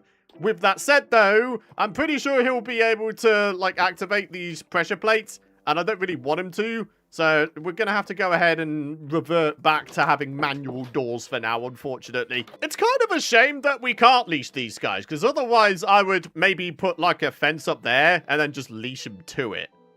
Huh. Maybe we can figure out another way to sort of keep this guy in place or something. As for this other dude, I think I'm just going to let him be a free-range sulfur cube. Maybe eventually he'll grow up naturally. I don't actually know if that's the case. Anyway, my friends, the time has finally come. Can we do anything with the potent sulfur? No. What about the regular sulfur, though? My goodness me, there's a good amount to be had here, isn't there? Look at the chiseled! Oh my goodness me, look at it! It's a little pixel art of these dudes. Oh, I really like that. That's really quite cool, actually. We've got polished sulfur blocks. We've got slabs, stairs. We've got ourselves regular slabs, stairs, and walls. Oh, we've got polished walls as well. And then to finish it off, we've got brick variants of all of these things. So, I mean, you could say that actually there's 3 new sets of blocks, slabs, and stairs and walls, right? Ah, this is brilliant. And then, you know, we've got the bonus of having the chiseled as well. Alrighty, checking out the cinnabar. What can we do with this? We've got bricks, we've got the regular cinnabar, and we've got polished cinnabar as well. So again, it's almost as if we've got 3 new sets of building resources here. And, once again, we have the bonus of chiseled cinnabar. How does this look? Oh, I quite like that. Is that supposed to be a spider or maybe the warden or something? I mean, either way, whatever it is, it looks pretty cool. That's a cool texture. So then, ladies and gentlemen, every single new building piece you can make out of the new sulfur and cinnabar, arranged in a nice little display here. It has got to be said, the polished and the brick versions of the cinnabar and the sulfur look particularly good. Like, I never knew I needed a polished yellow stone-like block in this game, but there we are. Now that we've got one, I don't think I can live without it. It kind of similar to the cinnabar over here as well. I mean, this color's closest neighbor is probably mangrove wood or mangrove planks, perhaps? But yeah, it looks pretty good. And then I'd say the nearest neighbor for this is probably, what, bamboo? Because that's very yellowy, isn't it? But yeah, either way, the fact of the matter is, this looks great. I think these are some great new additions to Minecraft. I'm going to be attempting to squeeze in our hostile mob drop trap farm entirely within the confines of this mansion. It is definitely going to be a challenge, but I think I've got some ideas on how to make it work. So without further ado, let's grab ourselves a bunch of resources and let's see about making a start here. Turns out we don't have enough iron to make the hoppers required for the kill chamber though, so looks like I'm gonna have to go iron hunting real quick. I spy with my little eye, I see something that's actually quite rare. Is that deep slate coal I see down there? Random side note, forget going ahead and putting down your own waterfalls to try and get down to lower down places. Why don't you just use vines? Hey, there's a mine shaft down there. Would you look at this? Looks like we've got ourselves a dungeon coming up here, folks. And would you look at that? We've also actually got chests in this one. The last dungeon I found in this world, there were none. We got completely debated. But here we are. What have we got? Name tags, record discs, luck of the sea, eh? That's pretty good, actually. Oh, and iron as well. Just flat out. Well, that's the last bit of food on my person, and this is the last torch on my person. I think I should grab the iron that is around here and then probably call it a day. I'm not about to die down here. Oh, wait, no, hang on a minute. Your boy has just spotted a rather lovely piece of bread. Right, now we don't have any food. Oh, snap. This is a dangerous ascent. I wonder if I could go from vine to vine like Tarzan. Oh, yeah. And now if I could turn a corner. Yeah. Look at that. Who needs water sources, eh? Here we are, my friends. We are finally home. Let's go to sleep and let's take inventory of everything we managed to get for ourselves. 54 bits of iron. Hey, that's more than enough. I mean, I only really needed enough for 3 hoppers, but I'll take the surplus as well. It'll be useful for something or other in future. In terms of our food situation, we're going to have to revert back to mushroom stews. I mean, they still do a good amount for us, so, you know, I ain't going to complain. So then, we've got the chests, we've got the iron. Let's get ourselves the 3 hoppers we need. And honestly, I think we're just about there in terms of the basic resources we need for this project. So in terms of where exactly we're going to be trying to squeeze a hostile mob drop trap farm, we're going to do it on the left-hand side where we've got access to all 3 floors. We've got this ground floor, we've got the first floor above us, and then we've got the second floor at the very tippity top. So here we are on the second floor. We're in the corner where we're supposed to be, and now all we need to do is start chopping away the floor. Question, why am I still using a stone axe? We just grabbed ourselves a whole bunch of iron. Python, why don't you upgrade? You could get this done a whole bunch quicker, you numpty. And now, up to the 3rd and final floor. Let's start chopping away the floor here as well. My goodness me, this is about to get a whole bunch more dangerous, this project. How much damage do I take if I descend just 1 floor? Ow, 3.5. That's actually quite substantial. And then falling down here? Oh, 4 hearts remaining. Anyway, let's see if we can try to figure out this hostile mob drop trap farm together, eh? So, for any of you guys who don't know, of course, water buckets and water flows will go for 8 blocks. So going from the sort of very edge of the mansion, if we start going 8 blocks in, so 1, 2, 3, 4, 5, 6, 7, 8, it means the water will flow all the way to here. Right, so let's go ahead and do 8 blocks from this wall here as well. So we've got 1, 2, 3, 4, 5, 6, 7, 8. So that means the kill chamber needs to go here. Wait a minute, I was on about re-upgrading to iron axes before. We've got 17 diamonds. What is stopping us from re-upgrading up to diamond? Now, in terms of how we're going to work with the sort of existing rooms in this Woodland Mansion, I think the easiest way to show you is to show you a screenshot. So check this out, my friends. I took this picture using my camera account from beneath the mansion. This is how it is laid out on the ground floor. So on the right here, that is where we enter, and where we are trying to set up our hostile mob drop trap farm is here. So, if you think of this box here as a room, we can use that as a basis to determine the size of various rooms. So in this case, it would be a 3x3 room, because we've got 1 room, 2 rooms, 3 rooms wide, and then 1 room, 2 room, 3 rooms tall. And just to hammer the point home further, as you can see here, we've got ourselves a 1x2 room. Over here, we've got ourselves a 2x2 room, etc., so on and so forth. Now, the overarching plan is to still work with these room sizes, but we're just going to wind up breaking some walls, maybe reconstructing some walls, and just basically configuring the mansion to be the shape and layout that I want it to be, you know? So in terms of the hostile mob drop trap 3x3 room, my plan is to have the kill chamber in the dead center. So that means trying to find the exact center of the 3x3 room space that we're going to be working with. To give you a little bit of a visual aid in game, these torches here represent the center of the various rooms, and basically all we need to do is we need to start chopping away some more of these walls so we have ourselves a 3x3 room. Probably the easiest way to align ourselves to the center of these here rooms is using the wall decorations here. We've got ourselves a plus symbol, we've got ourselves a plus symbol here as well. Just got to make sure we're staring them dead on, and then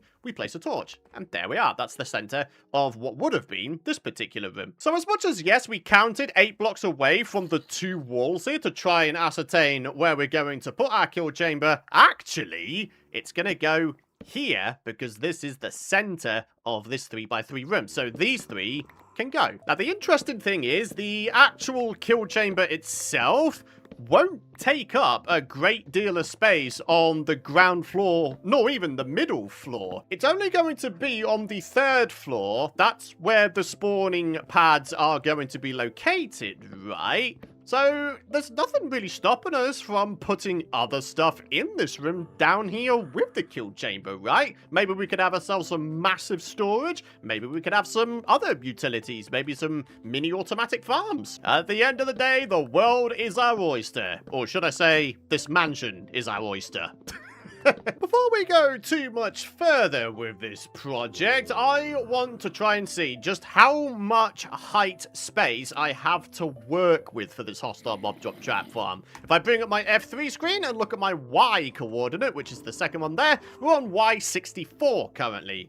We need to go 24 blocks up, because that is how far away from you, the player, hostile mobs will start spawning. So what that means for us is we need to go to Y88. We might actually have ourselves a good amount of height space to work with. Going up to Y88 will take us to here. And then we've got ourselves 1, 2, 3, 4, 5 layers to work with. We might be able to get ourselves 2 spawn pad layers up here. Having 2 spawn pad layers would greatly increase the efficiency of this upcoming farm over having, say, just 1 spawn pad layer. So yeah, it turns out I might be able to make this farm actually quite efficient. But before we get too carried away, we've got some more chopping away of floors and walls to do. Ah, right. Having this massive roof be a spawn platform is going to vastly decrease the efficiency of our upcoming farm. So a project I might want to take on is slabbing this roof over, therefore restricting the spawn spaces, huh? Well, that's all the walls on the top floor taken out. I've still got quite a lot of chopping to do, and yet I have consumed this diamond axe.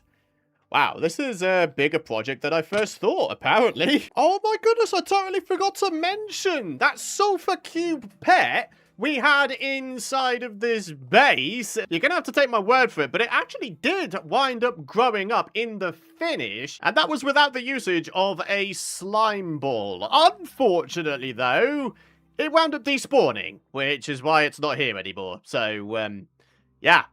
Be free, Sulfur Cube, wherever you may be. In the meantime, I've been left alone, completely petless, all by me lonesome. I need to go get myself a permanent pet, don't I? I need to go get a wolf or a cat or something. Anyway, for now, I think we need to get on with some tool making. And you know what? There is a way we can make this far more efficient. Why don't we finally make a start on a level 30 standard enchant setup? I have 41 levels at the end of the day. That's enough to enchant several times over. Ah, and talking of enchanting, now I know what I can use all of this iron for. Grab ourselves a few of these, and then make an anvil. 2 diamonds, 4 bits of obsidian, and then we've picked up a ton of books from clearing out the mansion rooms. Yeah, I know, I should have done this whole enchanting thing quite a lot sooner, eh? But, oh well, better late than never, right? Here we are, 15 bookshelves. Let's get these bad boys all placed down, shall we? So the big question is, what are we going to get for our very first enchant in the entire series? Fortune 2 on an axe, and that goes the same for all of these other tools as well. On a sword, looting 2, that's not bad. Punch 1 on a bow. Fire protection 3. These all seem to be very mid-tier enchants, don't they? Oh, except the boots here. I wonder, because we get Depth Strider 3 on iron boots, will we get that also on some diamond boots? Let's find out. Go on, Depth Strider 3, yes? Yeah, all right. Wow, that's actually a pretty good set of boots right there. Oh, Silk Touch on an axe, and that will go the same for all of these other things, right? Yeah, alright, sword, unbreaking, nah. Punch 2 on a bow, then we've got unbreaking, thorns, and unbreaking again. Ooh, do we want to prioritize a silk touch shovel or pickaxe? Do you know what? I think I mentioned that I'd very much like to excavate this entire Woodland Mansion. That means getting rid of all of this land here so we can make it so the Woodland Mansion is entirely visible, like the whole lot, ground floor as well. So if we had ourselves a silk touch shovel, we'd be able to pick up all of this here grass and use it for future build projects or landscaping. So I think that, my friends, answers that. Do we want to put it on this existing one?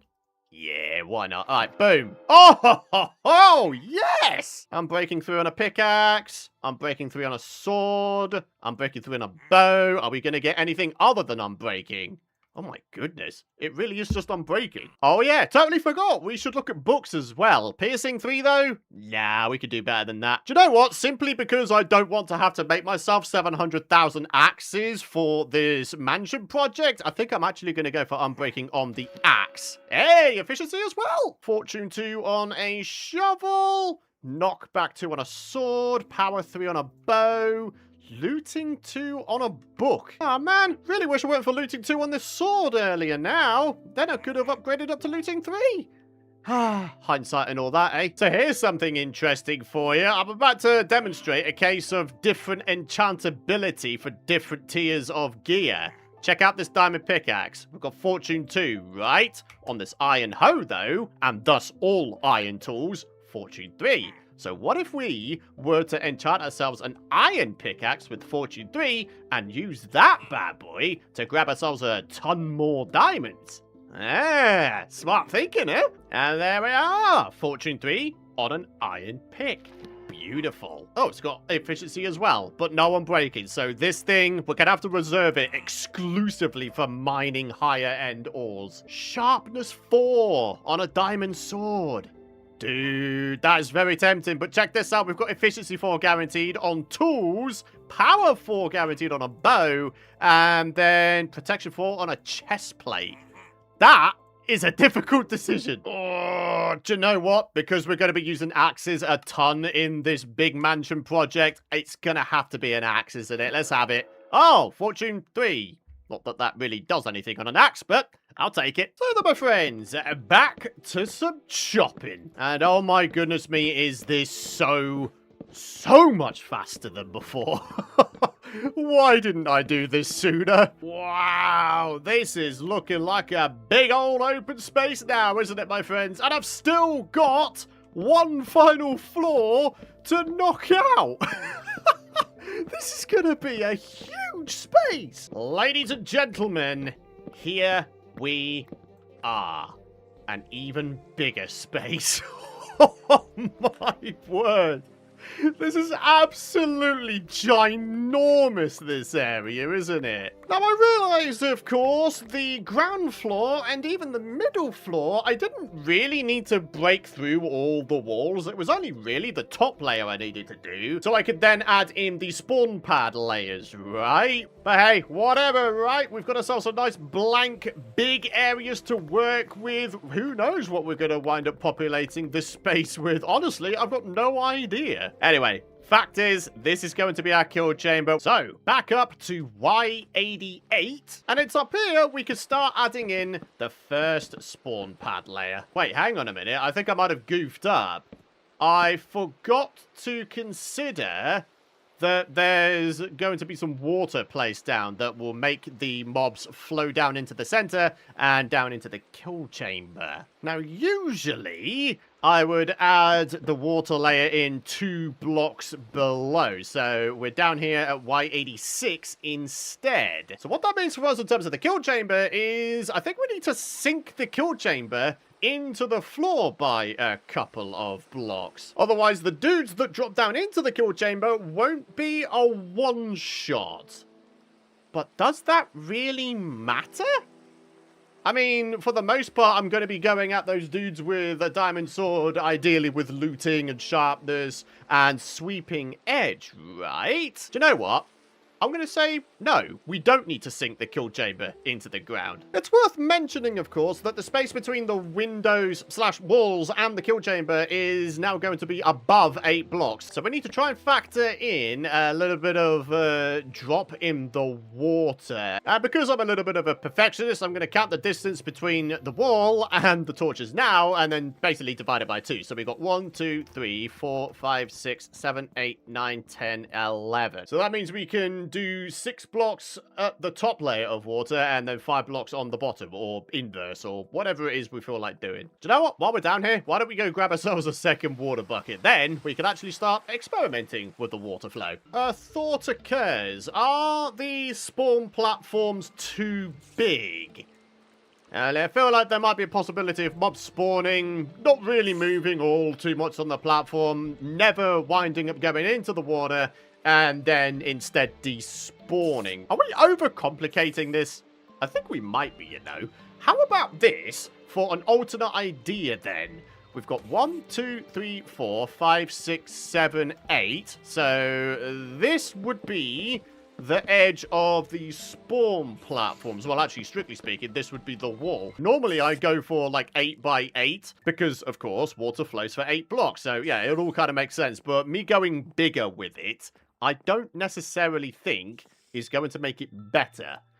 Unless I have water flows at the edges here as well. So maybe we could start the water nice and high up here. It goes down to here and then down again to here, which of course is the kill chamber area. I'll tell you what, let me mull those options over in the old noggin, and we'll see what happens. Alrighty, my friends, quite some time later, and quite a lot of jiggery-pokery later, I think I've got a water flow setup that might actually work. So, let me talk you through it. From the corner, we go 8 blocks, and then we go down a block. So, going from here, we go 1, 2, 3, 4, 5, 6, 7... Then this would be where it ends, so then we make it go down to this next layer. And because the water source is in a corner going in a diagonal way, it means that it should flow down this sort of jagged edge here. So let me just go ahead and get the remaining bits put down here. So something like that. And now, my friends, we should be able to place down the water and it should flow a heck of a long way. And as you can see, it does indeed. So let's go ahead and put another one in here and let's see how these two sources connect up.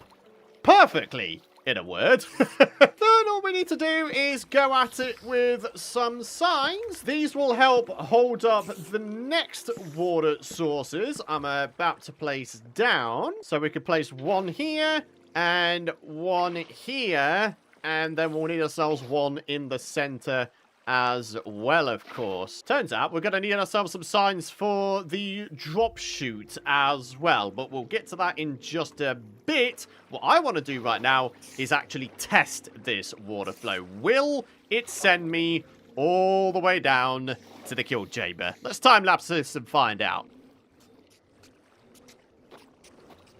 Yeah, looks like it will indeed, my friends. All right, job well done in terms of the water flows. Let's get the rest of them in. And then it goes without saying, for the slightly narrower waterways, all we need to do is a little bit of sign action, not with S's on them, and a little bit of this, a little bit of this. That's going to hold up this particular water source, and that's going to go right into the middle. The other benefit of having these spawn pads be 8 by 8 is I know exactly how to place down a bunch of carpets in such a way that we completely restrict spiders from being able to spawn in here.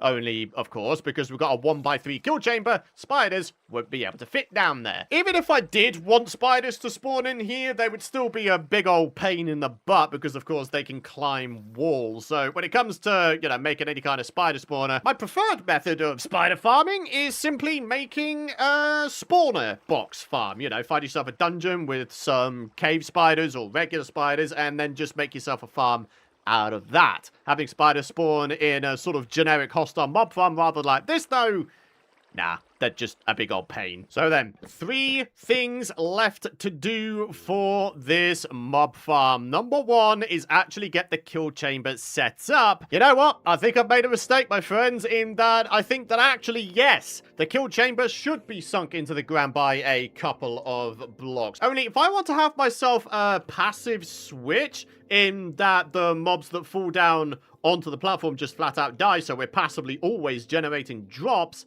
we're going to need the drop to be a bit taller. So, yeah, we need to sink this into the ground by a few blocks. So up here with the water flow, we're at Y85. We need to minus 24 off of that, so most mobs wind up just dropping down to their death. So we need to get ourselves down to Y61, which for us, being down at the floor, being Y64, means that we need to go down 3 blocks. So with the hoppers being open, this would be the passive mode. Most mobs that fall down 24 blocks will just fall down to their deaths. However, if I was to have... Oh, I don't have any slabs on me. If I was to have myself a slab on top of the hoppers, then that would mean they are brought down to a one-shot instead, in which case I can go at them with a sword and get myself a bunch of XP, maybe even more drops as a result of looting, you know? Unfortunately, I don't have access to sticky pistons because I don't have any slime balls in this world just yet, so for now, I think we're going to have it in manual mode. So then, my friends, check it out, a sunken down kill chamber. It's definitely sort of a rough design right now, but this is what we've got going on. We've got these trapdoors here to stop baby zombies from being able to escape. I'm hoping that I'll still be able to grab the XP orbs through this gap here, the gap between the half slab and the trapdoor, that is. I mean, if we can't, then that's going to kind of put a spanner in the works. Then on this opposite side, you can see there's nothing really much going on here, and I don't want there to be because, of course, eventually, I'm going to add that passive mode switch, and I'm hoping that the space back here will be enough for all of the redstone component bits. I mean, it's not going to be much. It's just a few sticky pistons and a tiny bit of redstone dust, right? But anyway, this should be it for the kill chamber. So then, time to add in the kill chamber tube here. Kill chamber tube. Try and say that 10 times over very fast. Now, I know, this is definitely going to be an eyesore to a lot of you folks, but this is more so sort of proof of concept. Will I actually be able to have this be a fully functional mob farm? If so, then yeah, by all means, we'll go ahead and dress this up a bit. For now, I just want to make sure it works. So then, kill chamber sorted. The next job is to grab ourselves out a whole bunch of carpets. And while we're in the chests here, we should probably start getting on top of our trapdoor supply. Only we're going to need quite a lot of them. And I've done the calculations. For each individual spawn pad, we're going to need half a stack of trapdoors. Now, since there's a grand total of 8 spawn pads, that is going to be 8 times half a stack, which is going to be, what, 4 full stacks of trapdoors. Ah, that's not too bad, though. We get ourselves 2 stacks of trapdoors per craft.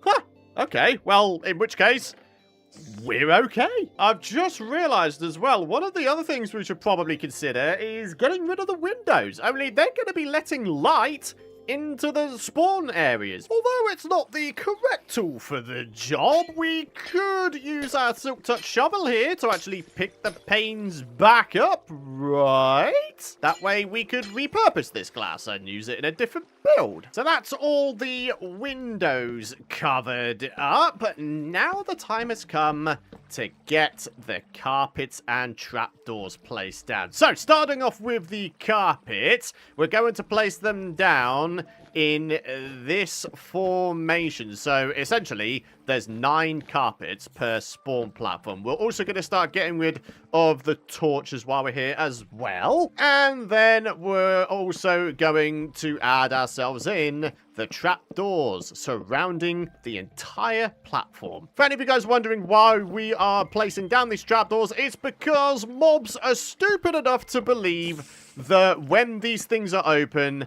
they are blocks they can walk on. So yeah, they just casually walk onto trapdoors that are open and just fall down. Turns out we may have actually made too many trapdoors. I forgot to factor in the idea that, yeah, this is only 1 block wide, thus it only needs 1 set of trapdoors, as opposed to a set of trapdoors on either side. But hey, as always, it's better to be over-prepared than under-prepared, right? So, when all your carpets and trapdoors have been placed down, you should have something that looks like this. This is a fully complete spawning pad. So, all we've got to do now is rinse and repeat that whole process on this bottom layer, and then that is it. It's probably worth mentioning to start off with here, we're probably not going to get too crazy a rate of mobs spawning here and falling down into the kill chamber. There's a lot of other places where the mobs could spawn currently, isn't there? There's that big old rooftop I showed you earlier. There's underground.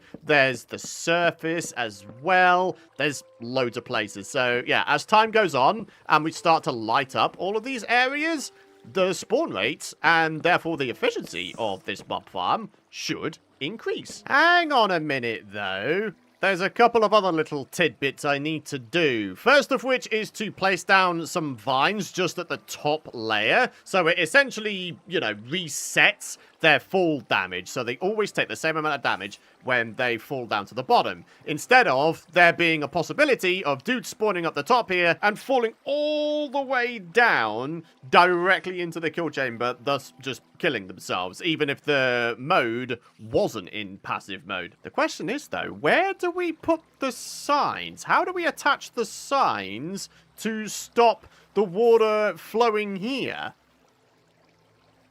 I may have made a catastrophic boo-boo here, my friends. It's possible I might need to move these water sources back a block. Ah! Why didn't I think of that earlier? Real quick, an experiment. We've got ourselves a vine. Can you place a sign upon a vine? No, you can't. It just replaces it. Right.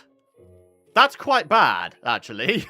Oh, no. I'm going to have to push all the water source blocks back a block, aren't I? That way I can have the water flows end exactly at the edge of the kill chamber. Really should have thought about that earlier, huh? This really has been a gargantuan project, so... Oh, I left the buckets down the bottom. Oh, my word. Why am I so dumb? Thankfully, getting these water source blocks moved wasn't actually too much of a headache. So, there we are. Right, that should now flow perfectly to the edge.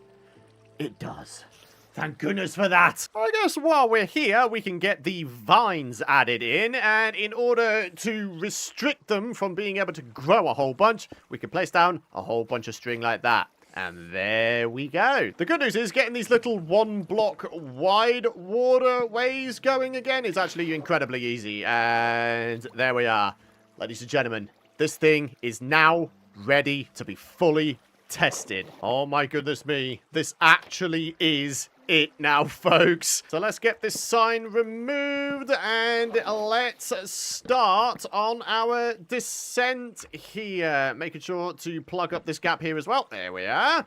And now we can get ourselves down the bottom. Oh my word, I'm so nervous. And I'm also very, very excited to see how this gets on. I hope that we get at least some dudes up there. At the very least, if I take my boat and quickly circle this island here and go back, that should be enough to where all the hostile mobs despawn at the mansion, right? And back we go. Oh man, I'm so excited for this. I really do hope that this results in some dudes spawning in at our hostile mob farm. If so, then we've done a good job. And all of our many, many hours of hard work will have paid off. All right, so no one up here so far. What if I was to do the whole entity count thing here? We are looking at the E line on the top right there. The first number, 3, is the amount of entities in our vision right now. So there's only 3? Really?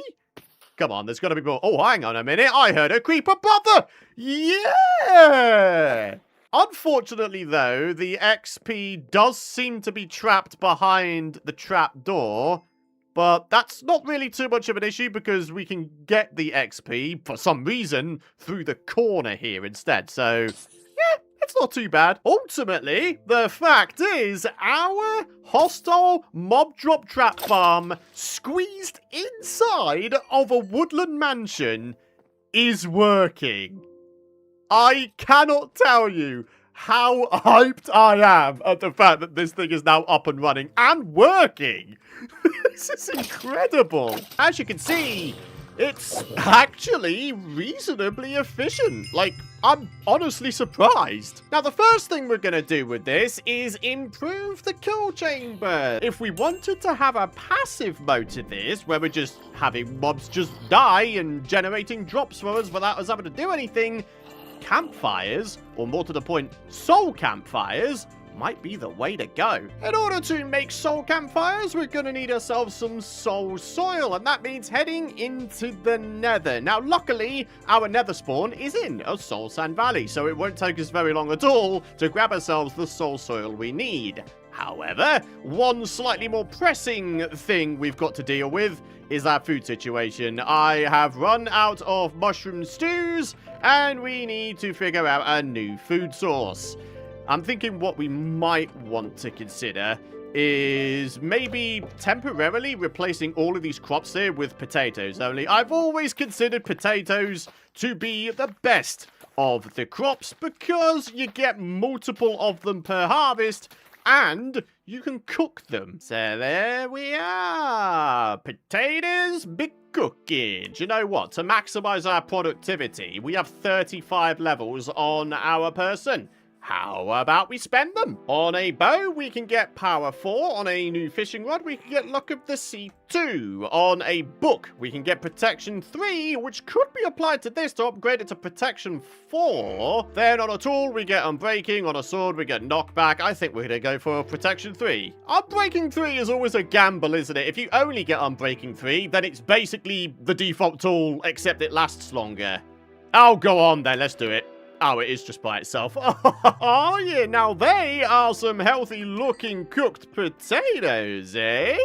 Right. Let's go to sleep, and let's head into the nether. So, here we go. I'm pretty sure it's literally just one soul soil per campfire, right? Oh, wait. Do you know what? Soul fire torches. Yeah, pretty sure they're needed in the recipe, so maybe we'll just grab ourselves a whole bunch here. Now, I should mention there's plenty of other things I want to get done. Aside from just improving the mob farm we made, I want to head back into the nether and try to find myself a nether fortress. And then the ultimate goal with that is to finally cure this eventual fisherman villager. Soul torches, then soul campfires.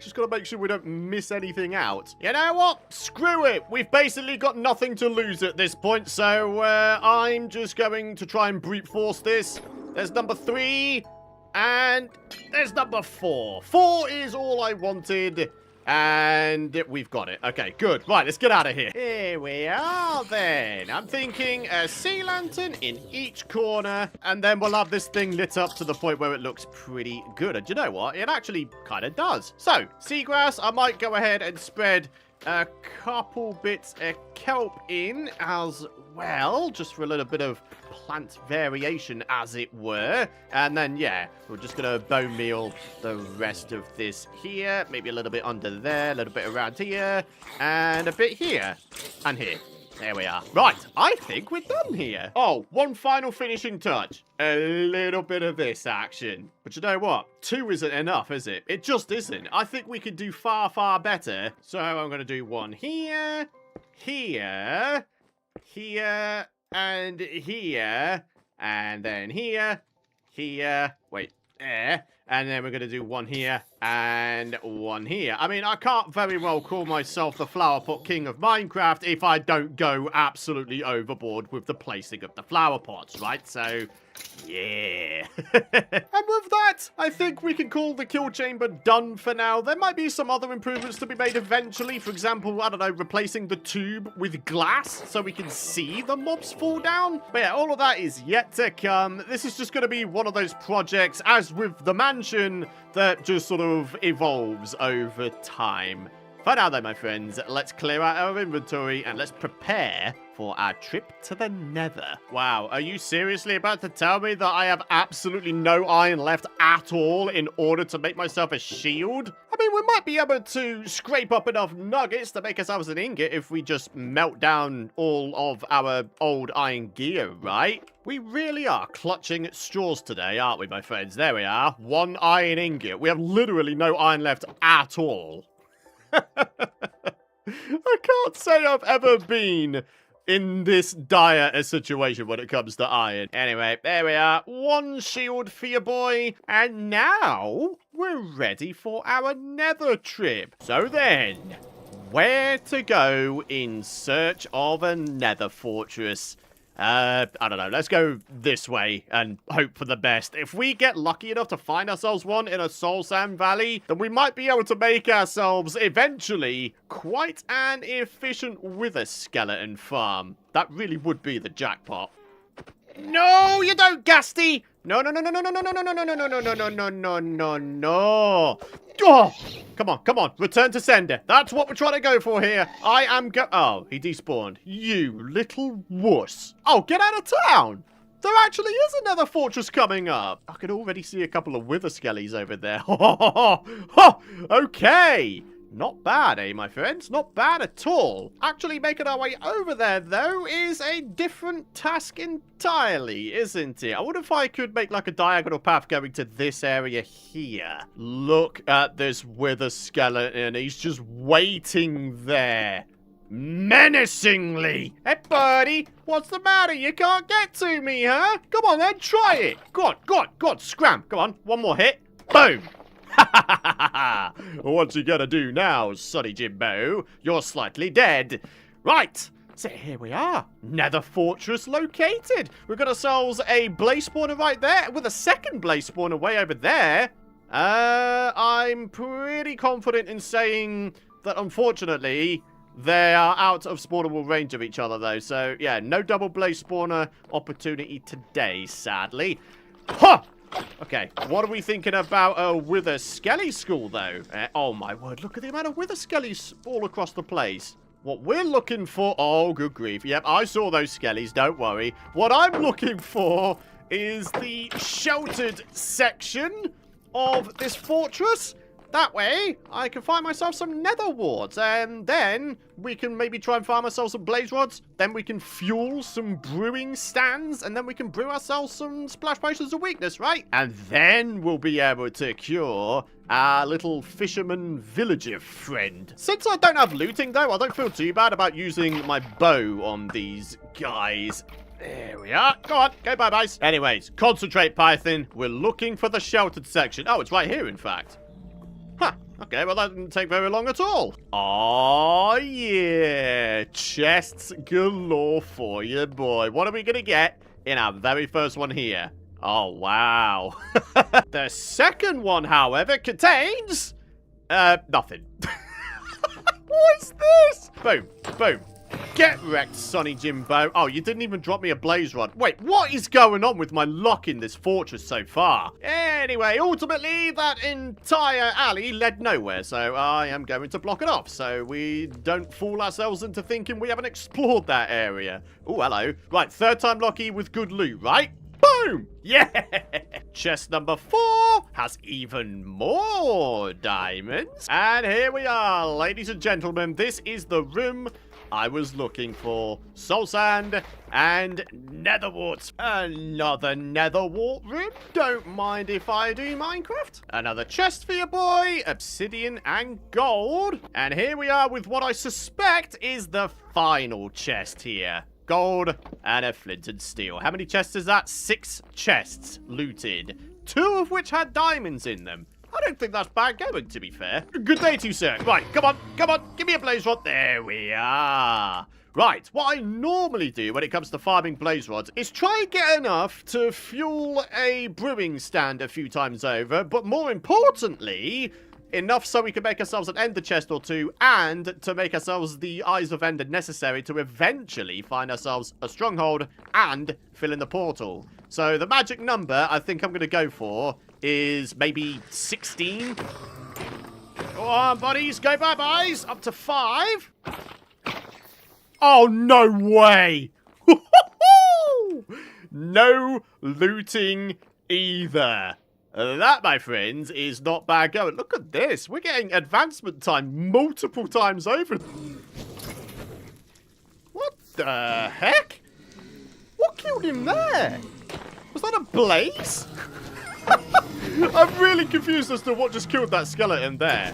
I think someone's going to have to do some CSI skeleton edition here. Oh, wow, I'm not a million miles away from dying here. Come on! Oh dear. Rather alarmingly, I've actually run out of ammo. So it looks like I'm going to be slapping these guys around something silly. Ah! Ah! Die! Darn it! Okay, okay, okay. Get out of it. Get out of it, Python. Get out of it. Seriously, buddy. Get out of here. Okay. That was close. Oh! Wait! Wait! Oh! Did you see that? The piglet was going at the blazes because the blazes shot a fireball at him. Ah! And there we are! 16 blaze rods. Woo!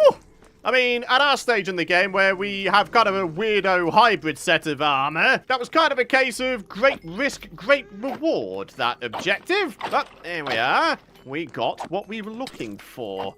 The big question is, will we be able to get home without dying? Oh my word, there's a lot of dudes in my way. Oh no! I mean, maybe I could just like run straight past it.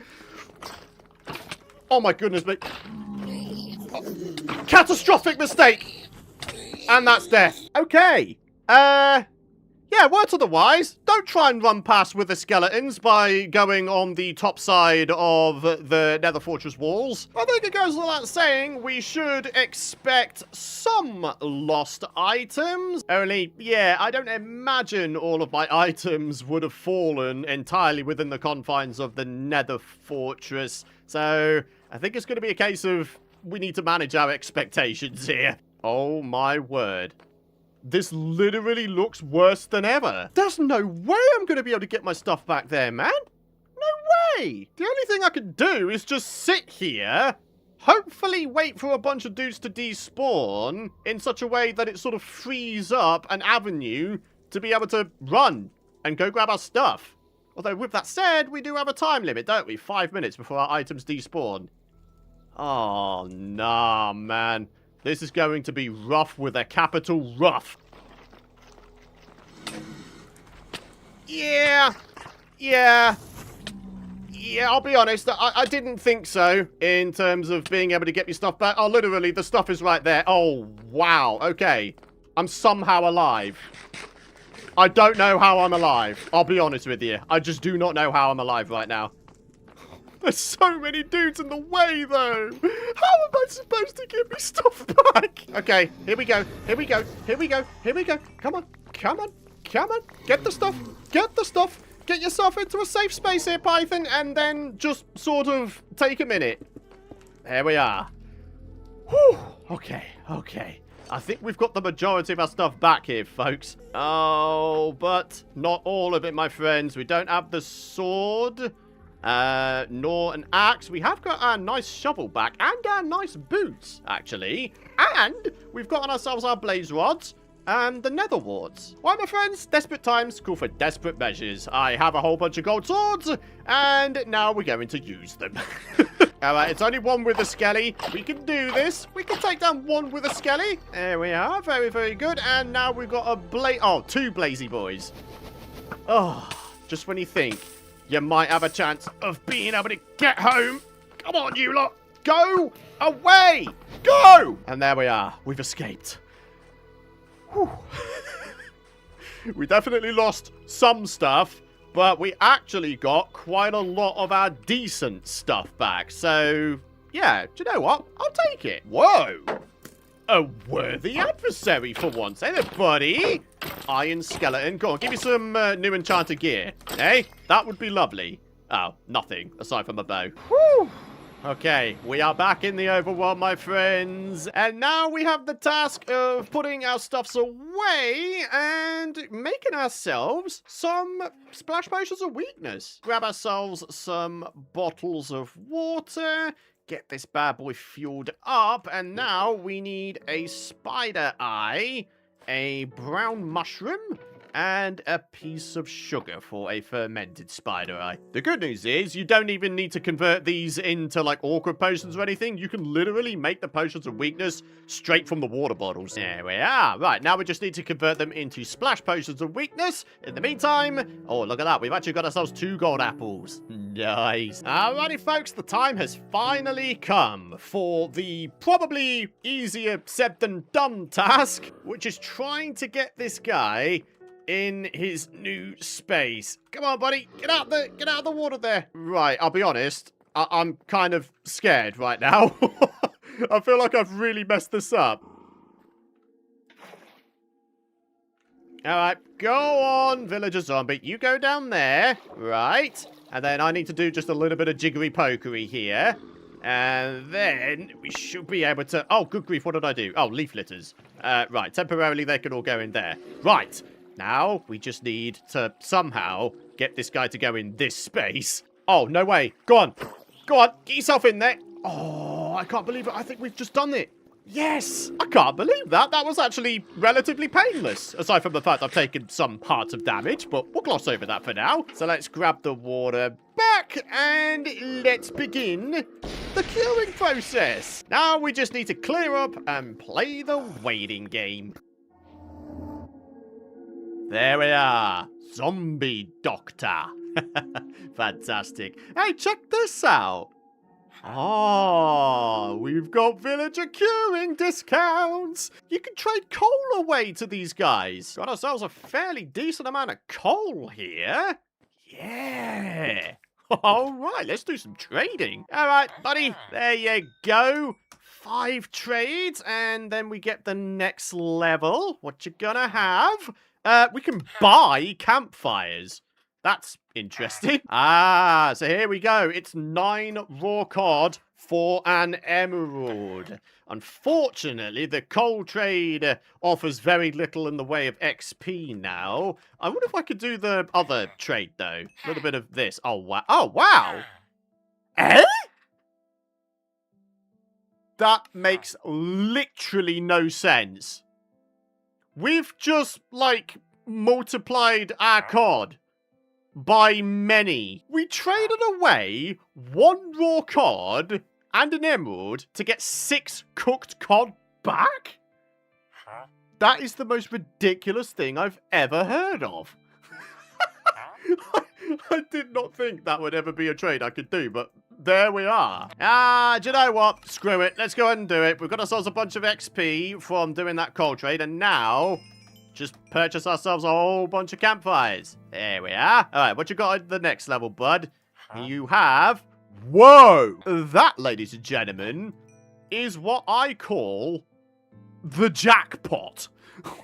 Whoa! If we buy 4 of these, we can make ourselves a top-tier god fishing rod. Luck of the Sea 3, Lure 3, Unbreaking 3. The only thing that would be missing is Mending.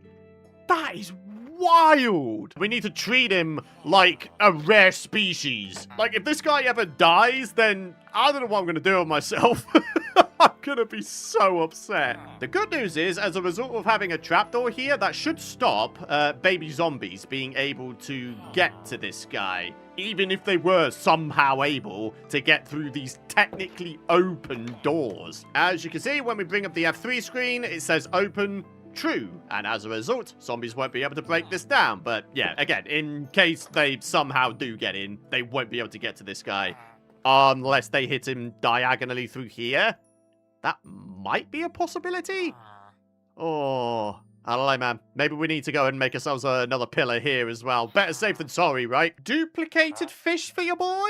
Don't mind if I do. The 4th and final fishing rod in order for us to make ourselves a god fishing rod? Don't mind if I do. And a whole bunch more emeralds from selling a whole bunch of coal. And some campfires to get this guy leveled up yet again. Alright, what are you going to be selling at the next level? We sell him tropical fish for an emerald. Do you know what? That's incredibly easy. Only I get loads and loads of tropical fish spawn nearby my base for whatever reason. So, yeah. Do you know what? This villager legit might be the most broken OP villager I've ever seen. Duplicating fish and one of the craziest fishing rod trades I've ever seen. I mean, come on. That is just wacky, this guy. Alright, final level. What you got for me? Oh, we can sell him boats and sell him pufferfish. And the cool thing is, we actually have ourselves quite a lot of pufferfish, so there you go. Dude, look at the amount of emeralds we've managed to get from this guy. This is just amazing, this villager. So there we are, my friends. We've come to the end of the video. The first 10 episodes back to back to back. If you have enjoyed this mega movie, do be sure to drop a like if you haven't already. And hey, if you've made it to the very end of this video here today, why don't you let me know what your favorite Minecraft drop has been so far since they introduced the drop system. For now though, thank you very much for watching, and a massive thank you to all of my YouTube members shown on screen. Your support goes above and beyond, and I really appreciate it. Have a great rest of your day, everyone, and I'll see you later.